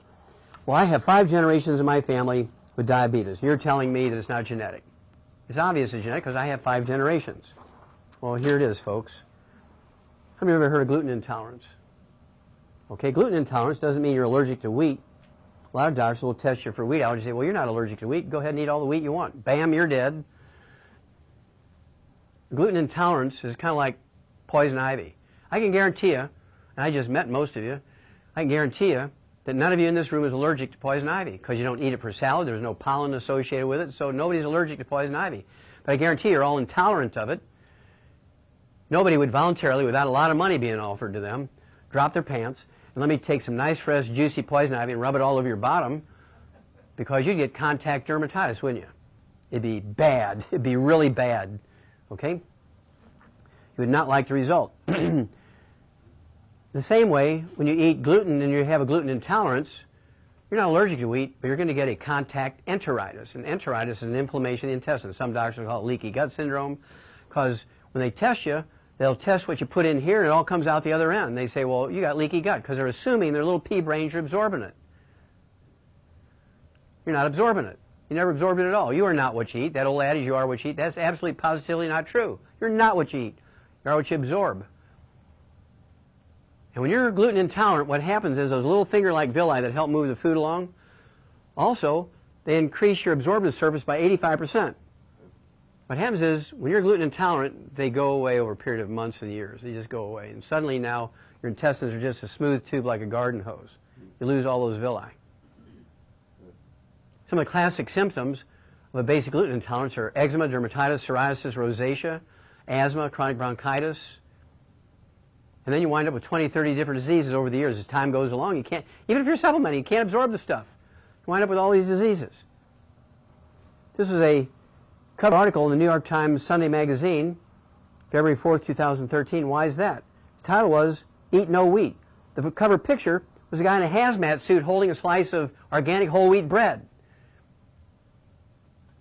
Now, while these diseases are not genetically transmitted, gluten intolerance is transmitted by cord blood and breast milk. So one of my worst nightmares is dealing with women who love their breast. I am woman. I have breast. I have all this milk, but my baby is one of these colicky babies and can't tolerate my milk. So I'm going to save the world. I'm going to donate my milk to the Lychee League. And they give somebody else's baby a gluten intolerance. You see, human breast milk is not perfect food for many people. If you're gluten intolerant, it is not perfect food. I get them on the radio. They call me all the time. Oh, I have an autoimmune disease. Well, tell me about it. Yeah, I've been to 27 doctors over the last 14 years. They all say I have autoimmune disease. Every year I get a new disease. I have 22 diseases now. I'm on 27 prescription drugs. I have all these problems. They've opened me up and operated on me and taken this out and taken that out, and they're prepared to do it again because nobody can figure out what I got. They say, did you have your appendix out? Yeah. Did you have asthma as a kid? Well, yeah, I still have it. Any skin problems? Yeah, I got rosacea. Well, you have gluten intolerance. Did any doctor ever tell you that? No, but I was diagnosed with irritable bowel syndrome. For more than 20 years, not a single doctor, if they knew it, said anything about it. I just think they're ignorant and they didn't even know it. But they should all go to jail because ignorance of the law is not a defense, is it? Right. Somebody has to stand back and say, you know, we've been treating Crohn's disease the same way for 70 years. It all winds up the same way in disaster. Maybe we should relook at this thing. You see, there's no competition. What's the odds of finding the right information if everybody knows the earth is flat?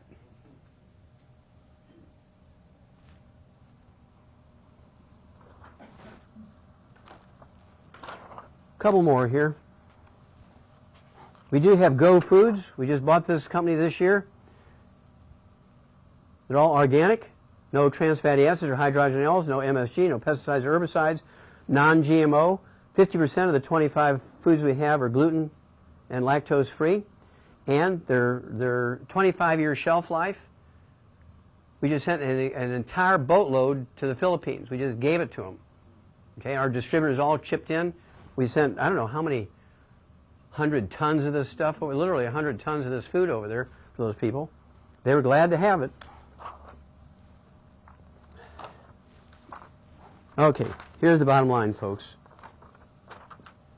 5 or 6 more slides, we're done.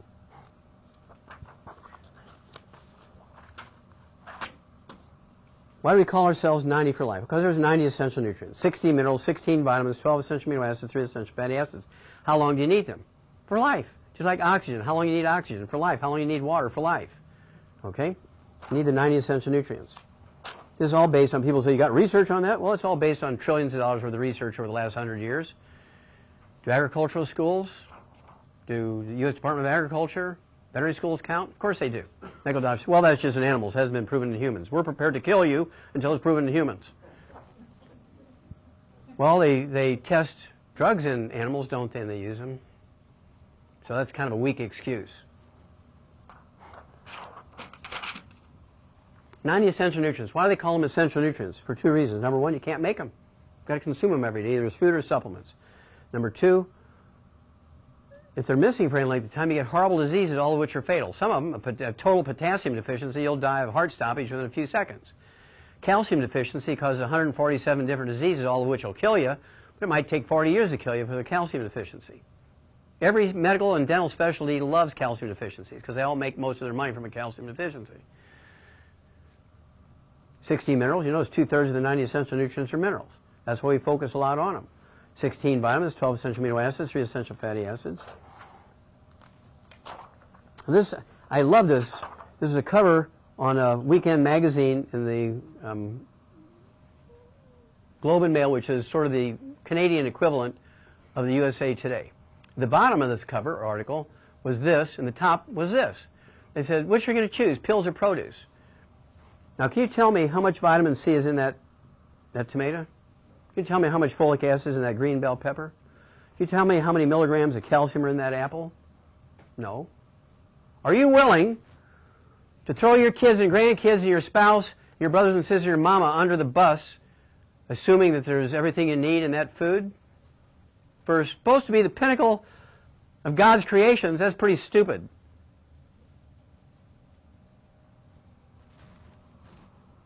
On the other hand, you can take any one of these and look on the bottle they came in, how many milligrams of calcium, how many micrograms of B12 and so forth are in there.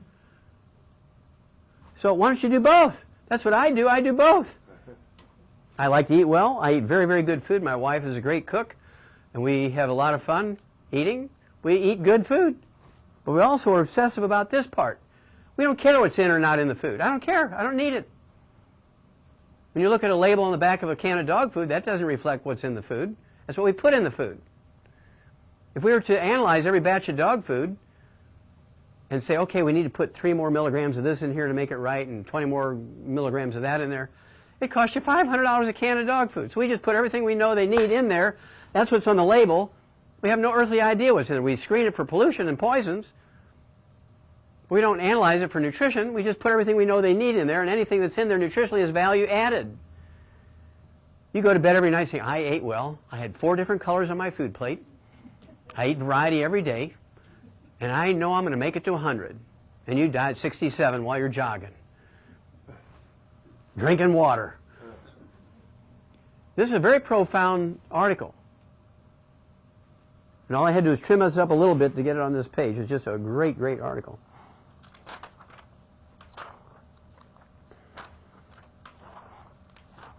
Now, where did rich people get their supplements 1,000 years ago, 2,000 years ago?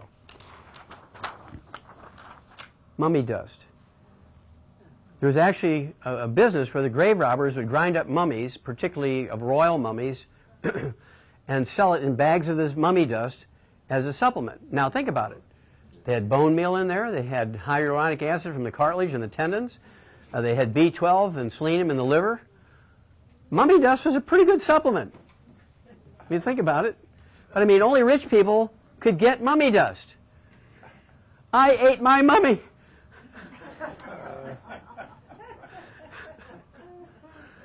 Okay, is that cool? But there's a whole section in this new book coming out about mummy dust and the analyses of mummy dust, all the stuff, all the whole business of mummy dust. I mean, it went on for hundreds of years. After a while, when they ran out of real mummies, they go and kill poor people and dehydrate them in the desert and chop them up and grind them up and sell them for mummy dust. Because there was too much money in it to give it up, right? Doctors are very creative.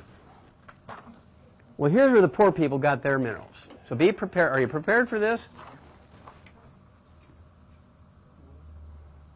How many remember going to your parents' house, your grandparents' house, and they had a wood stove? Okay. What did they do with the wood ash every morning? They put them in the recycling bin to save the earth. Where did the wood ashes go? In the garden. Went in the garden.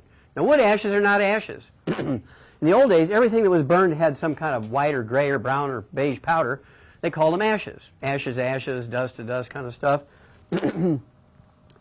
But really, when you analyze those wood ashes, are really the minerals that the tree sucked up out of the ground. Now, wood ashes are all not all alike, because nutritional minerals do not occur in a uniform blanket around the crust of the earth. They occur in veins like chocolate and chocolate ripple ice cream.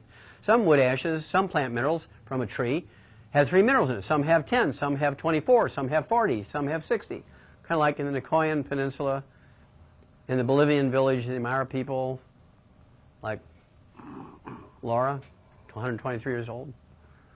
Dr. Lee Chung Yu, 256.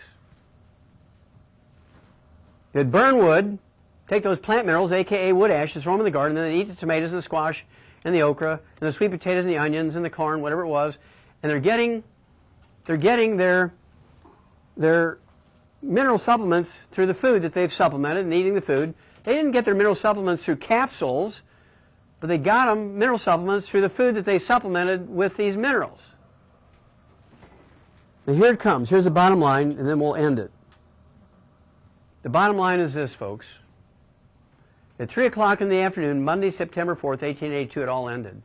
We know the exact moment because this story was in the front page. It was on the front page of every newspaper in the world. It was on the front page of every newspaper in the world. This story came out Monday, September 4th, at 3 o'clock in the afternoon, 1882. It all ended. After thousands and thousands and thousands and thousands and thousands of years of people supplementing with minerals through wood ashes.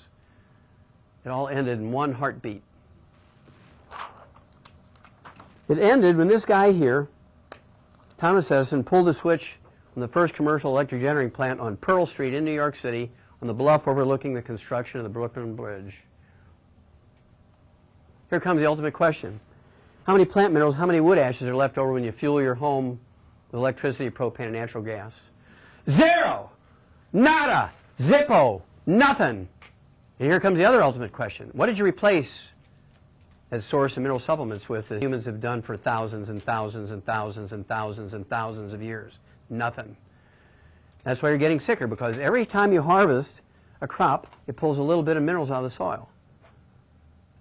If you're not replacing it, you harvest another crop, it keeps pulling minerals out of the soil. And after a while, you got a dust bowl because there's no more minerals left in the soil. Nothing will grow without putting some miracle grow in there or something.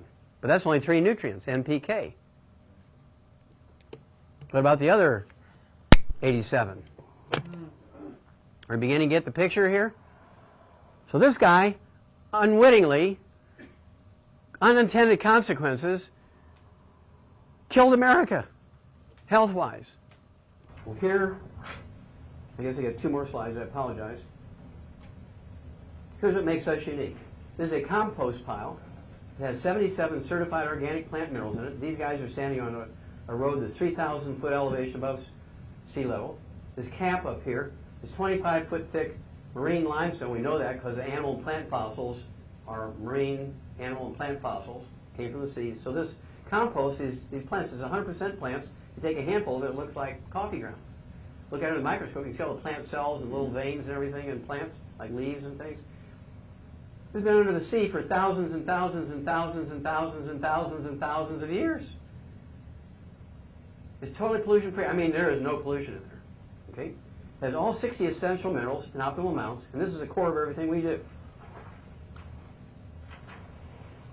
We have 25 different ways to get the 90 essential nutrients. We have 1,000 products. And my favorite to get the 90 essential nutrients is a Healthy Start Pack. You heard me talk about this several times today. This is designed for 100 pounds of human flesh per month for perfect nutrition, perfect biochemical nutrition. I take 2 of these a day, plus all my other supplements, to avoid all the other health problems. I don't wait until they happen. I just take everything like I was, trying to cure it, so I don't get it. It's called preventive maintenance, right? Well, this is good for 100 pounds of human flesh per month. So if you give this to a 50-pound kid or a 50-pound Spanish midget who's 4 foot tall and 40 years of age, it doesn't matter if they're 50 pounds. This will last them 2 months. Give this to a 100-pound person, give or take 10 pounds, it'll last a month. You give it to a 200-pound person, it'll last 2 weeks. You give it to a 300-pound person, it'll last 10 days if you're giving it optimally for body weight. Then we went one step farther, and this is the last slide. Promise you. I'm not a politician. Okay? This is a Healthy Start Pack I just showed you for 100 pounds of human flesh per month. If you have diabetes or any blood sugar problem, you take the Healthy Blood Sugar Pack. You take 1 of these per 100 pounds of body weight per month. You check your fasting blood sugar every morning before you medicate yourself, and as your blood sugar is dropping, your A1C hemoglobin is coming down, you keep reducing your medication just like your doctor taught you to do. And usually within 2 to 4 weeks, you weaned off your medication, you're an ex-diabetic. People say you can't do that, that's genetically transmitted. Oh, you have a gluten intolerance if you have 5 generations in your family with it. It's not genetically transmitted. And then, Healthy Bone and Joint Pack. If you have arthritis, lupus, tendonitis, degenerative disc disease, peripheral neuropathies, anything to do with bones and joints and disc and cartilage and ligaments and tendons and muscles, 1 Healthy Bone and Joint Pack for 100 pounds of body weight. Healthy Digestion Pack if you have reflux. There is no such thing as acid reflux. Anybody who says acid reflux should be put in jail. Anybody who puts you on proton pump inhibitor should be put in jail. Why do you have reflux? Because you don't have enough stomach acid. It should be called lack of acid reflux. Because you don't have enough stomach acid. Well, there are 3 functions of stomach acid. Number 1, your capsule's intrinsic factor can't work to help you absorb B12 without you need your pH very acid, it needs to be below 2. 1 being the most acid, 14 being the most alkaline, 7 neutral. You start getting up towards neutral, 4, 5, 6, your intrinsic factor won't work. You got to go into your doctor's office every month, get a B12 shot. Otherwise, your B12 level, your blood goes down. That's because you restricted salt. Salt is raw material for your stomach chief cells to make stomach acid. Anybody who tells you restrict salt should be put in jail for the rest of their life. When they die of natural causes, their body should be fed to a rabid dog, and the rabid dog's poop fed to another rabid dog. Okay? And then the second reason why you need stomach acid is for pepsin to work. Pepsin is an enzyme your stomach makes to digest proteins down into individual amino acids. If you don't do that, You get a new allergy every month. I used to be able to eat this all my life, and now suddenly I'm allergic to it. That's because you didn't have enough stomach acid to break that protein down into an individual amino acid. And then thirdly, equally or even greater importance, the reason why you need to have an acid stomach environment below 2, pH below 2, is because it keeps your stomach sterile. Bacteria, viruses, fungus, and yeast won't grow in there with a pH under 2. Get above 3, 4, and 5, stuff grows in there. Like in vinegar, it'll grow in there. Every time you eat something, it's moist and dark and warm in there. It's kind of like Silence of the Lambs. Those moths, they just love that environment, right? It's a perfect environment for those moths. Your stomach, at a pH of 4, 5, and 6, is a perfect environment for yeast and bacteria. You eat stuff, they begin to ferment it immediately. You generate gas. You start belching and burping up the fluid in your stomach, which is not really acid. It's mildly acid, maybe a pH of 4, 5, or 6. And it tastes like vinegar. You say, oh, I got acid reflux. No, you got lack of acid reflux. So we actually have a wonderful product called Ultimate Enzymes. It's part of our healthy digestion pack. You take 1 or 2 of those, 3 to 10 minutes before each meal with a couple ounces of water. It reacidifies your stomach, solves all these problems. If you need some emergency care just in case you have something really go bad when you're out someplace, use our Ancient Legacy peppermint oil. Put 4 or 5 drops of peppermint oil into a cup of hot water. I've had people for 23 years, they couldn't even talk. One pastor's wife, Pastor Hunter in Fort Wayne, Indiana, he tells this story from the pulpit, so I'm not telling it out of school. He was there because it's the oldest black church in Fort Wayne, Indiana. He's a pastor there, and he was a big, tall, 6'5" basketball player, but he had knee problems and diabetes and high blood pressure. So I was telling him what to do for himself, and his wife is sitting next to me, belching, burping, blood. He says, "Ma'am, how long have you been? It's uncomfortable." I didn't want to say anything bad, so he says, "How long have you been suffering like this?" And she couldn't even answer. He says, "Oh, she's been like that for 12 years. For 12 years, background noise for him. That's the way it's been. She has to stay downstairs because she disrupts the church service and she can't sing in the choir anymore. And so, she's persona non grata in the church." And said, "Oh, have you tried peppermint oil?" She goes, "Oh, oh, oh." "Oh, yeah, the doctor told her you can't have peppermint oil. It's too acid." So I had to have some with me. And I said, "Hold tight." So I go over. It's like 1 o'clock in the morning in a hotel lobby. So I pull a cup of hot water. I put 4 drops of my peppermint oil in her thing. I said, "Don't drink it. Just smell it." I'm looking at him with one eye like a chameleon, looking at her with the other one. And I'm talking to him about his arthritis and his high blood pressure and his diabetes, what to do for him, writing down what he needs. And she's smelling it and smelling it and smelling it. She couldn't resist. She took a couple of sips. I'm going to demonstrate to you what happened like in 10 seconds after she took those 2 sips. She stands bolt upright. She says, "I'm cured! I'm cured! I'm cured! I'm cured! I'm cured!" This is 1 o'clock in the morning in the lobby of this hotel. Everybody's waking up, lights are going, phones going off, what's going on in here? She's never had reflux again. She's been taking the Ultimate Daily tablets and taking her peppermint oil if she ever had kind of an episode. Wow. Hello? Didn't God say, "Go forth and be a salt to the earth"? Isn't that right? And doctors say, "Don't use salt." Doctors live to be 56. God lives forever. I'm going with God. Exactly. Okay, so you get the drill. So the bottom line is here, if you supplement before you get sick, you won't get sick. It's kind of like preventive maintenance of your car. You put oil in your car after the engine burns up or before the engine burns up? Before the engine burns up. Do the same thing for yourself. Be like me. The odds are you won't have to go to a doctor very often, and the medical system will become real humble, and hopefully we'll have nice doctors who say, this healthy start pack and the healthy bone and joint pack and the healthy blood sugar pack, healthy digestion pack is a lot better for my patients than Nexium and Prilosec and all these proton pump inhibitors, and better than bad advice of eat less and exercise more to get rid of your obesity. It'll be better than heart transplants and digitalis and water pills for congestive heart failure. It'll be much better than having to deal with kids born with terrible deformities and birth defects that are totally 100% preventable. But we're going to have to do it because the doctors and the government's not going to do it. Just not going to do it. So if you think you're going to take petitions to them to move them, ain't happening. Ain't happening.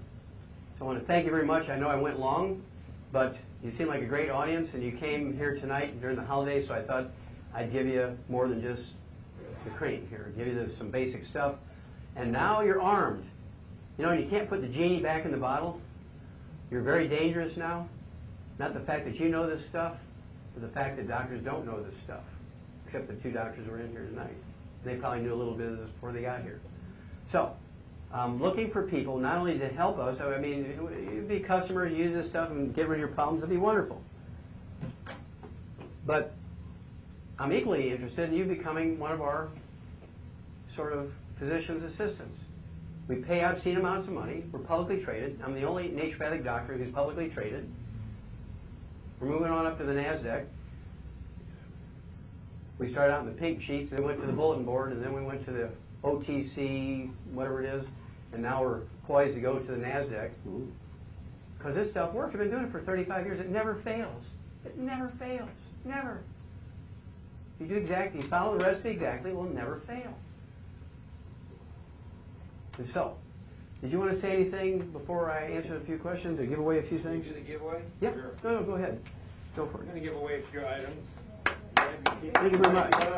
Thank you, Doc. I'll answer your questions in a few seconds here. Okay, you have your ticket ready? We're going to call out some numbers. 815059. Everybody have that? Somebody's got to have it. Dude, go for it, Greg. All right. Your book and CD. Look at that. Hey, how old are you, young fella? 13. I have 4 brothers who started me when they were 10 to 14 years of age. That was 14 years ago. All 4 of them are millionaires now in our business. So you really want to consider doing this. It's a one-time fee at $10. Your parents will help you out. A one-time fee at $10. You become a student of this information. By the time you're 16 years old, you'll be able to pay for your own car, pay for your own car insurance. That'll be a burden off your family. 815058. Hey, congratulations. All right. See, it's worth sitting in the front row. Yeah. Okay. One more giveaway. Okay.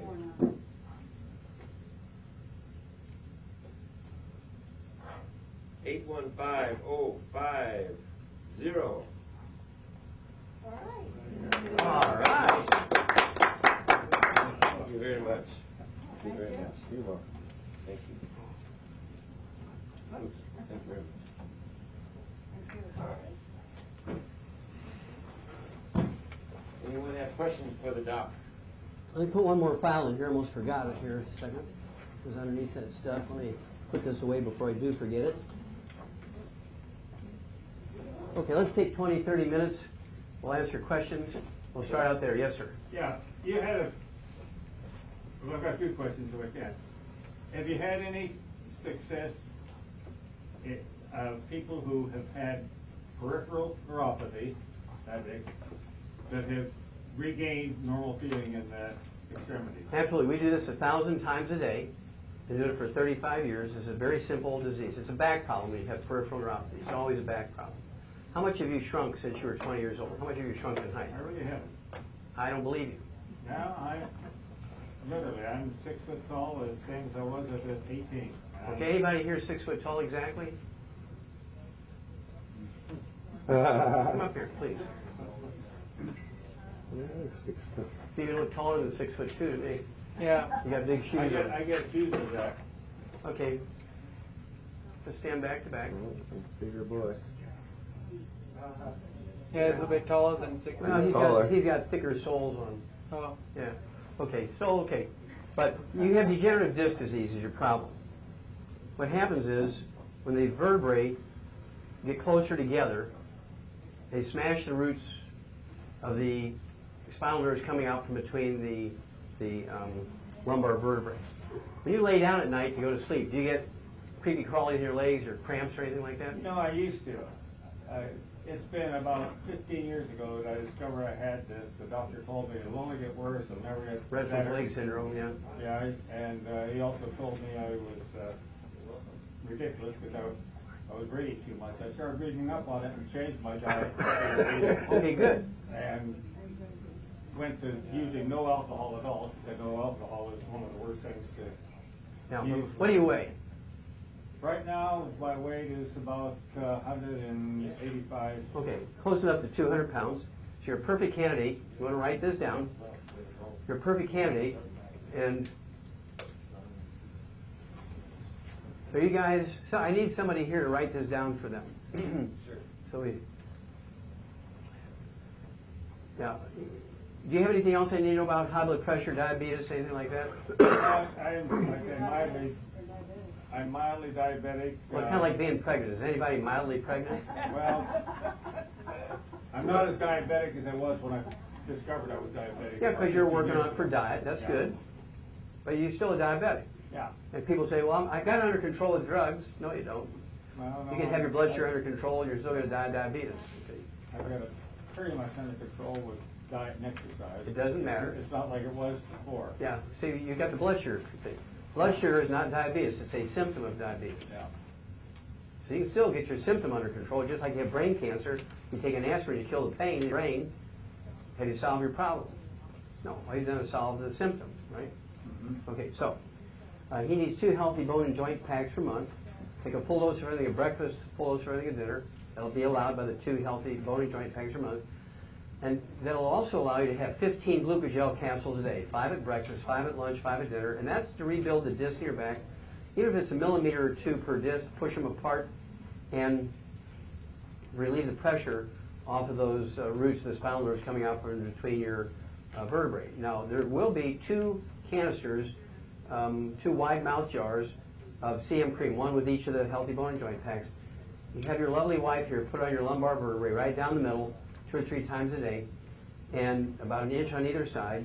So it's going to be a space about that big, about 2 inches wide, right down the middle, from your last rib down to your tailbone kind of thing.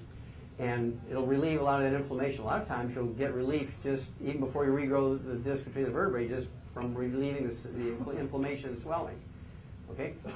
And it'll all go away that quickly, very quickly. Usually 60, 90 days is gone. Very quick. Never fails. Never fails. That's a pretty bold statement. Anybody else have a question? Yes, way in the back. When does Epigenics come out? Epigenics is coming out in March. All this stuff is in this book, coming out in March. Again, I'm very excited about this because this, as part of the contract, this publishing company is obligated to get this on every TV program and radio and newspapers and university lecture series and all kinds of stuff. They really had their scientific committees look at this and say, this is a landmark book, and so they're pouring a lot of money and effort into it. Coming out in March of this year, next year, excuse me. Thank you. Anybody else? Questions? Did I wear you out? Okay. Any more questions? Last chance here. Okay, you get one more. We're done. One of your slides there, you mentioned telomeres, and it's something that we're hearing about Yes. now. Could you comment on it? Yes. There's a thing called the Hayflick limit. If you read the book Rare Earths of Incures, which came out in 1994, I talked about the Hayflick limit, which is a guy by the name of Leonard Hayflick. He's an MD, kind of a geriatric kind of guy. He was always looking at longevity, and he believed in cell culture the cells will only divide 51 times and they were dead. They just couldn't go anymore. And he started looking at the telomeres, and every time a cell would divide in a cell culture, it would lose a little bit of length as telomere, and by the time the 51 came along, 51 duplications, the cell was dead because there's no more telomeres left. They didn't quite know what to do about it, but that was back in the 60s. And then in 2009, the Nobel Prize was given for the people who understood why these telomeres shortened every time these cells duplicated, and they came up with theories and this, that, and the other of how you can prevent that from happening. We began working on that. And we actually worked with Clemson University in Clemson, South Carolina, in normal human cell cultures for just this very thing. We used our products, and guess what? It just worked like a charm. Unlimited, endless duplication. Restore your telomeres, restore the... They never go away. Lost. They never go away. And so we actually came out with an additional product that just focuses on that one subject. It's being released, what is it, Wednesday or tomorrow? Yeah, tomorrow. Is tomorrow New Year's Eve? Yes. Yes, it's released tomorrow, 2 o'clock, 4 o'clock, something like that. You can go look on our schedule of all the conferences and everything we do. So it's either 2 o'clock or 4 o'clock. It's going to be released. I'm under obligation under threat of death. I can't tell you the name of it. Of course, it's all been trademarked, patented. We've had all this. We've had literally millions of dollars worth of research done by big universities, private companies. This is heavy stuff, and this prevents the telomeres from going away every time the cell duplicates. And so I started taking 2 of them twice a day. It's not something you're going to get energy like energy drink or anything like that. It's one of those things you take forever and your engine doesn't burn up. Okay, so I started taking them about a week ago. And you know, you're not going to tell any difference, except you're going to slowly get younger because the telomeres that have been damaged or shortened before, I'm going to sneeze here in a second, excuse me, will actually grow back to normal. If you have some damaged cells that are looking to go the wrong direction, this tablet actually has 2 pieces to it. And one piece knocks off the injured dead cells that can't be helped, and the other piece helps your telomeres regrow. I mean, it's really a great little system. And this is coming out to add to the 90 essential nutrients. It's the other piece. And so we're so excited about it. And once it's out and everybody knows about it, I'm going to start doubling up. Instead of taking 4 a day like the dose is for a 150-pound man or woman, I'm going to start taking 8 a day instead of 4 a day. I'm going to take 4 twice a day instead of 2 twice a day. Because I point out the center field, and so I've got to get there, right? I'll do everything I can. Yes, sir. Have anything on for prostate? Yes. There's 2 things you have to worry about the prostate. One is enlargement. You get up at night to take a pee. You have a struggle getting the stream going. You have to urinate and all kinds of stuff like that. And there's prostate cancer. I'll start out with prostate cancer. Nobody ever dies from prostate cancer. Never kills you. When you get treated for prostate cancer, it's always the treatment that kills you. Prostate cancer will never kill you. It never goes to your liver, your lungs, your brain. It goes regionally to your bones, your pelvis, your thigh bones, your femurs, your vertebrae. Kind of goes into this area here, but never goes to an organ where it's going to kill you. It's the treatment that always kills you. So even the FDA says, oops, you may want to reconsider treatment for prostate cancer. But doctors who are oncologists, they keep pushing it because that's how they make their money. That's how they pay the tuition for their kids to go to Harvard. They don't have to get student loans, right? 85% of the men who die after 85 have prostate cancer. It's usually the size of the head of a pin. Has not metastasized anywhere. The PSA is like 12 and so forth. They've got prostate cancer, but it doesn't go anywhere. They die of a heart attack while they're having sex with a 20-year-old. You know, that kind of stuff. And so they get hit in a car accident and die, or fall off the roof while they're painting the house. But they don't die of prostate cancer. The prostate cancer never kills you. But what you want to do is be smart, and I'll tell you what to do about prostate cancer nutritionally in a second, because the same thing is true for enlarged prostate, benign prostate hypertrophy, BPH. And this is actually caused by nutritional deficiency. What happens to your thyroid gland when you're deficient in iodine? Does it shrink or get bigger? It gets bigger. You get a goiter. So when you're deficient in iodine, your thyroid gland gets big. What happens to your prostate gland when you're deficient in selenium? It gets big. See? So selenium deficiency causes benign prostate hypertrophy. So you take the 90 essential nutrients. If you're a man, I take extra selenium for that very reason. I don't have time to stand in front of a toilet for 5 minutes to get a stream going. And so I take 3 selenium twice a day in addition to my 2 healthy starch, actually 2 healthy bone and joint packs. I take 2 bottles a month of selenium, 3 bottles a month of selenium, so I take 3 twice a day. I also take Prostafx, which is a blend of Asian, African, and North American herbs, which will shrink your prostate gland, even if it's already enlarged, and support normal function of the prostate gland. So I take 3 of those twice a day. That's 2 bottles of that a month. As I go around the country, I have some of our little warehouses around, and so every time I go there, they have to restock me. They send the bill to my wife, and they restock me, right? And that way, no matter where I go, I always have. I take. People say, "Why do you take 3 suitcases with you?" We know you're gone for 6 weeks at a time, but why do you take 3 suitcases? One of them is a 3-month supply of my supplements. They say, "Well, you're only gone for 6 weeks. Why are you taking a 3-month supply?" You ever heard of Mount Minatuba in the Philippines? When it erupted, they grounded airplanes there for 3 months. Why would I die saying, you know, I ran out and I couldn't get any more? So I take 3 months with me. That way, if UPS can't run because the grid's down or something, and I get someplace, they say, sorry, it didn't come, Wallach. I've got a 3-month supply with me. I pointed out to center field, I can't afford. I'm obsessive. So I'm prepared to pay extra shipping for baggage if I have to, but if I go Delta Airlines, I fly with them so much, I get 3 bags free. And so when I go Delta, which is like 90% of the time, I get my 3 bags for free. Every once in a while, they have to stick me on US Air or something like that. Then I got to pay for that 1 bag. I don't care. Okay. But my little prostate gland is little. It's healthy. It's happy. Nothing better than a happier prostate gland. Yes, sir. The veins you were talking about in Costa Rica and in China. I'm sorry? The veins you were talking about, where they have the 90 central Yeah, minerals. well, they don't go from one place to the other. They're kind of there locally. You know, when the Earth was solidifying, there were things happening. The Earth was going around, right? And some areas there were denser amounts of these minerals. As the Earth is going around, you put a bit of chocolate in a mixing bowl, and even don't put the blenders in there, but you turn the motor on so it's going around and around. What happens to that blob of chocolate? It starts spreading around freely, right? There's some places that have more than less, and the same principle is true. That's how that happened. And by dumb luck, some areas have a lot of something. For instance, we know there's certain areas in the world. I mean, I was taught this in 3rd grade in school. They don't teach it anymore. There are places in America that don't have much iodine in the salt, so they have high rated goiter. The goiter belt. Hello? Do you think that's the only mineral out of the 60 that there's zones that have the U.S. Geological Survey that shows where the big concentrations of each of these essential minerals are and where they're deficient. Lo and behold, there's no selenium in the soil, high rate of muscular dystrophy, high rate of cystic fibrosis, high rate of cardiomyopathy, heart disease,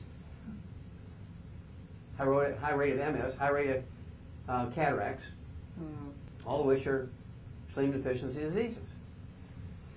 And so once you know, you say, well, why even worry about it? Just take them all in optimal amounts, or at least myself, I take more than optimal amounts. At minimum, I take 10 times, or some of them I take 10 times. Like arsenic, I take 10 times the minimum amount. Because there's a bell-shaped curve. That's getting up there to where it's almost toxic, but I don't care.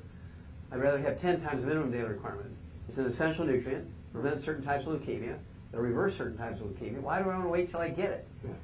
Some things, like, lead is thought to be toxic. It is. There's a bell-shaped curve. Not enough. You're going to get a deficiency. Your RNA won't duplicate right without lead in small amounts.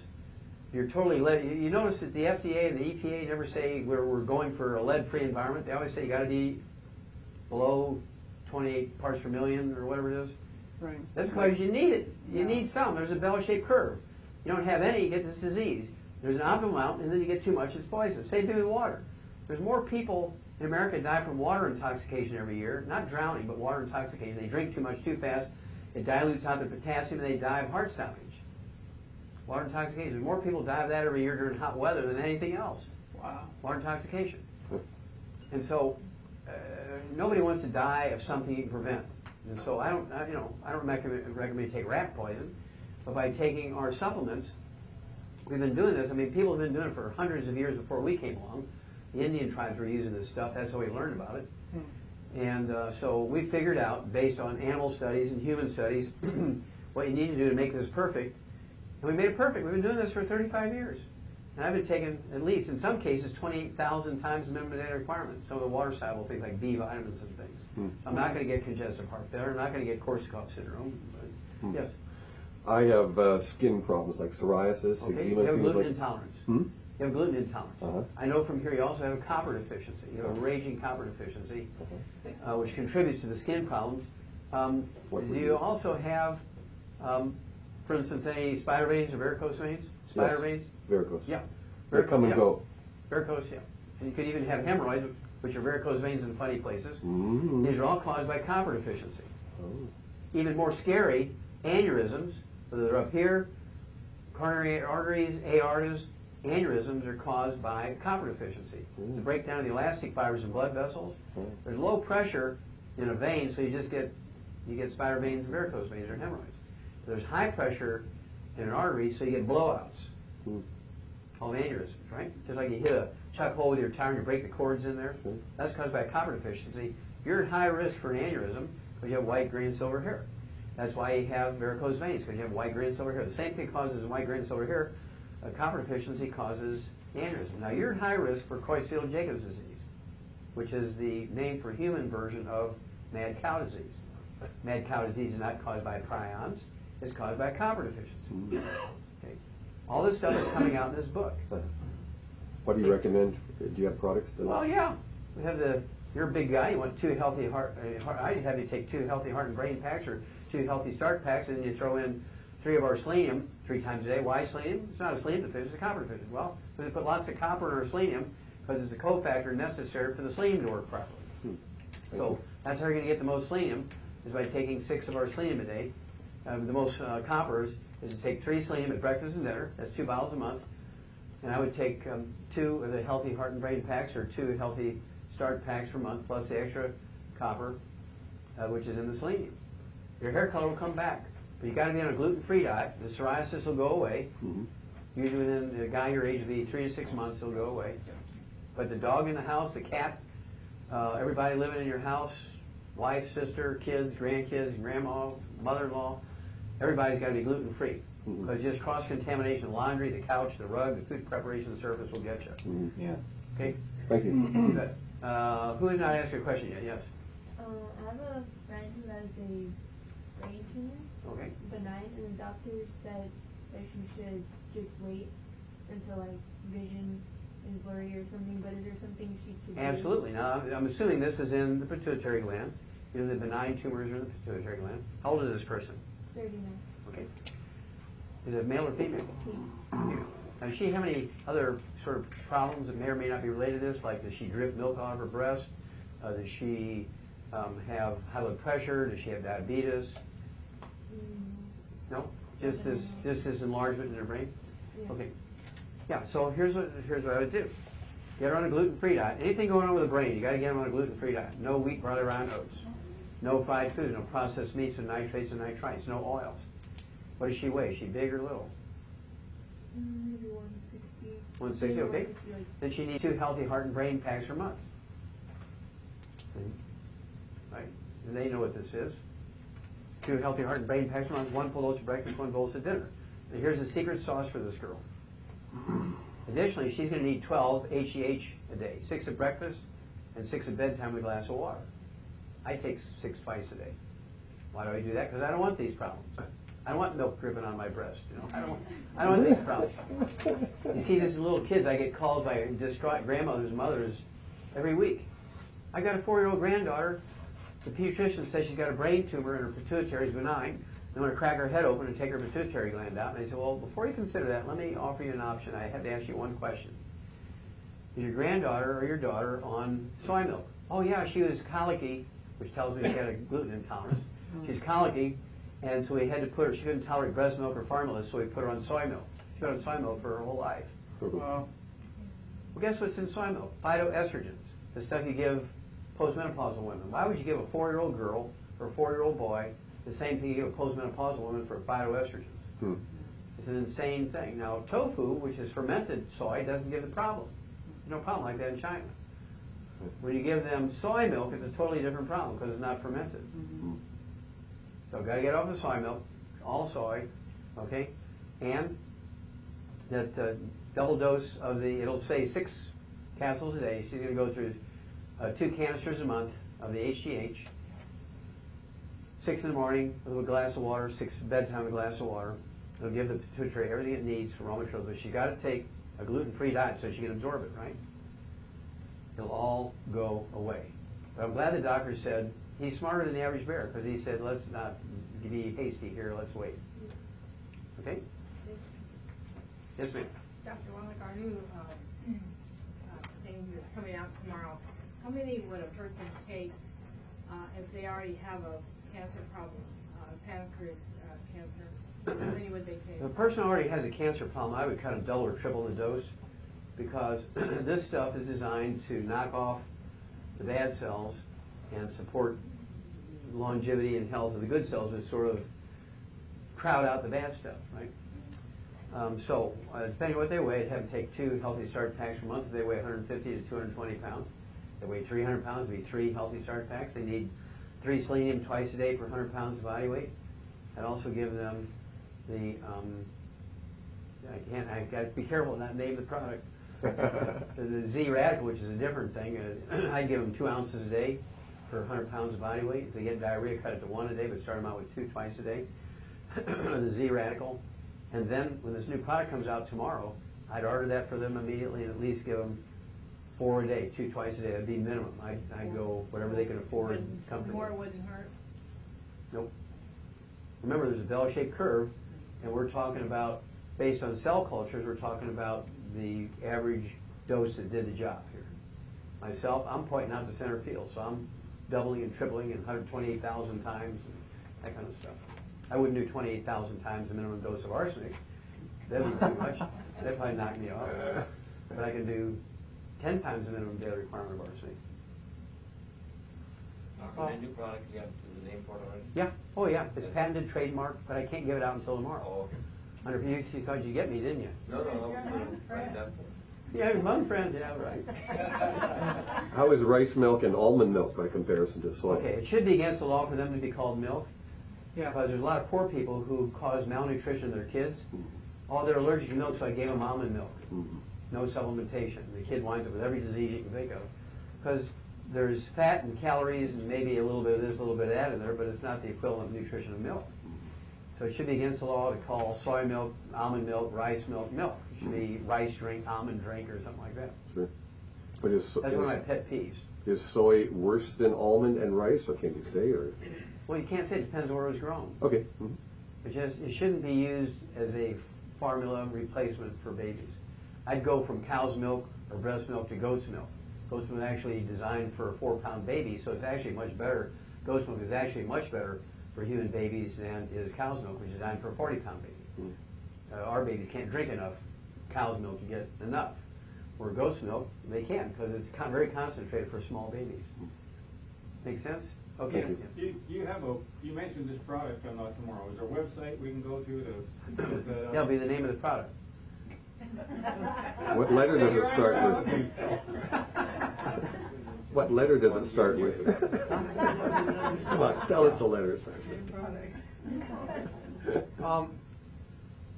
The name of the manuscript that you're talking about, the paper that you wrote, the 1,200-page paper that's in the Smithsonian. Oh, the book that's in the Smithsonian Institute, 1,200 pages, is considered a national treasure according to the Smithsonian Institute. In fact, I didn't show it to you, but these books are now selling for $10,000 a book on Amazon.com. The cheapest ones are like $400 to $800, and these are beat up and the covers are falling off. Well, they're pristine, still, the cover never been opened up and it's still in a plastic bag. $10,000, $12,000, $13,000 per book. We sold them when we first printed them by W.B. Saunders, which was the top medical text publication company back then. Where can I read it? Without many paying. Libraries have it. Libraries? But they probably won't let you take it out anymore because it's so valuable. They'll probably make you read it in there. Right. But if you can find one online at Amazon.com for less than $300, I'd get it. What's it called again? It's called The Diseases of Exotic Animals. The Diseases of Exotic Animals. Yep. Okay. It's not about pole dancers. I had one guy ask me that. No, not at all. Okay, one last question from somebody that hasn't asked one. Anybody hasn't asked a question? Okay.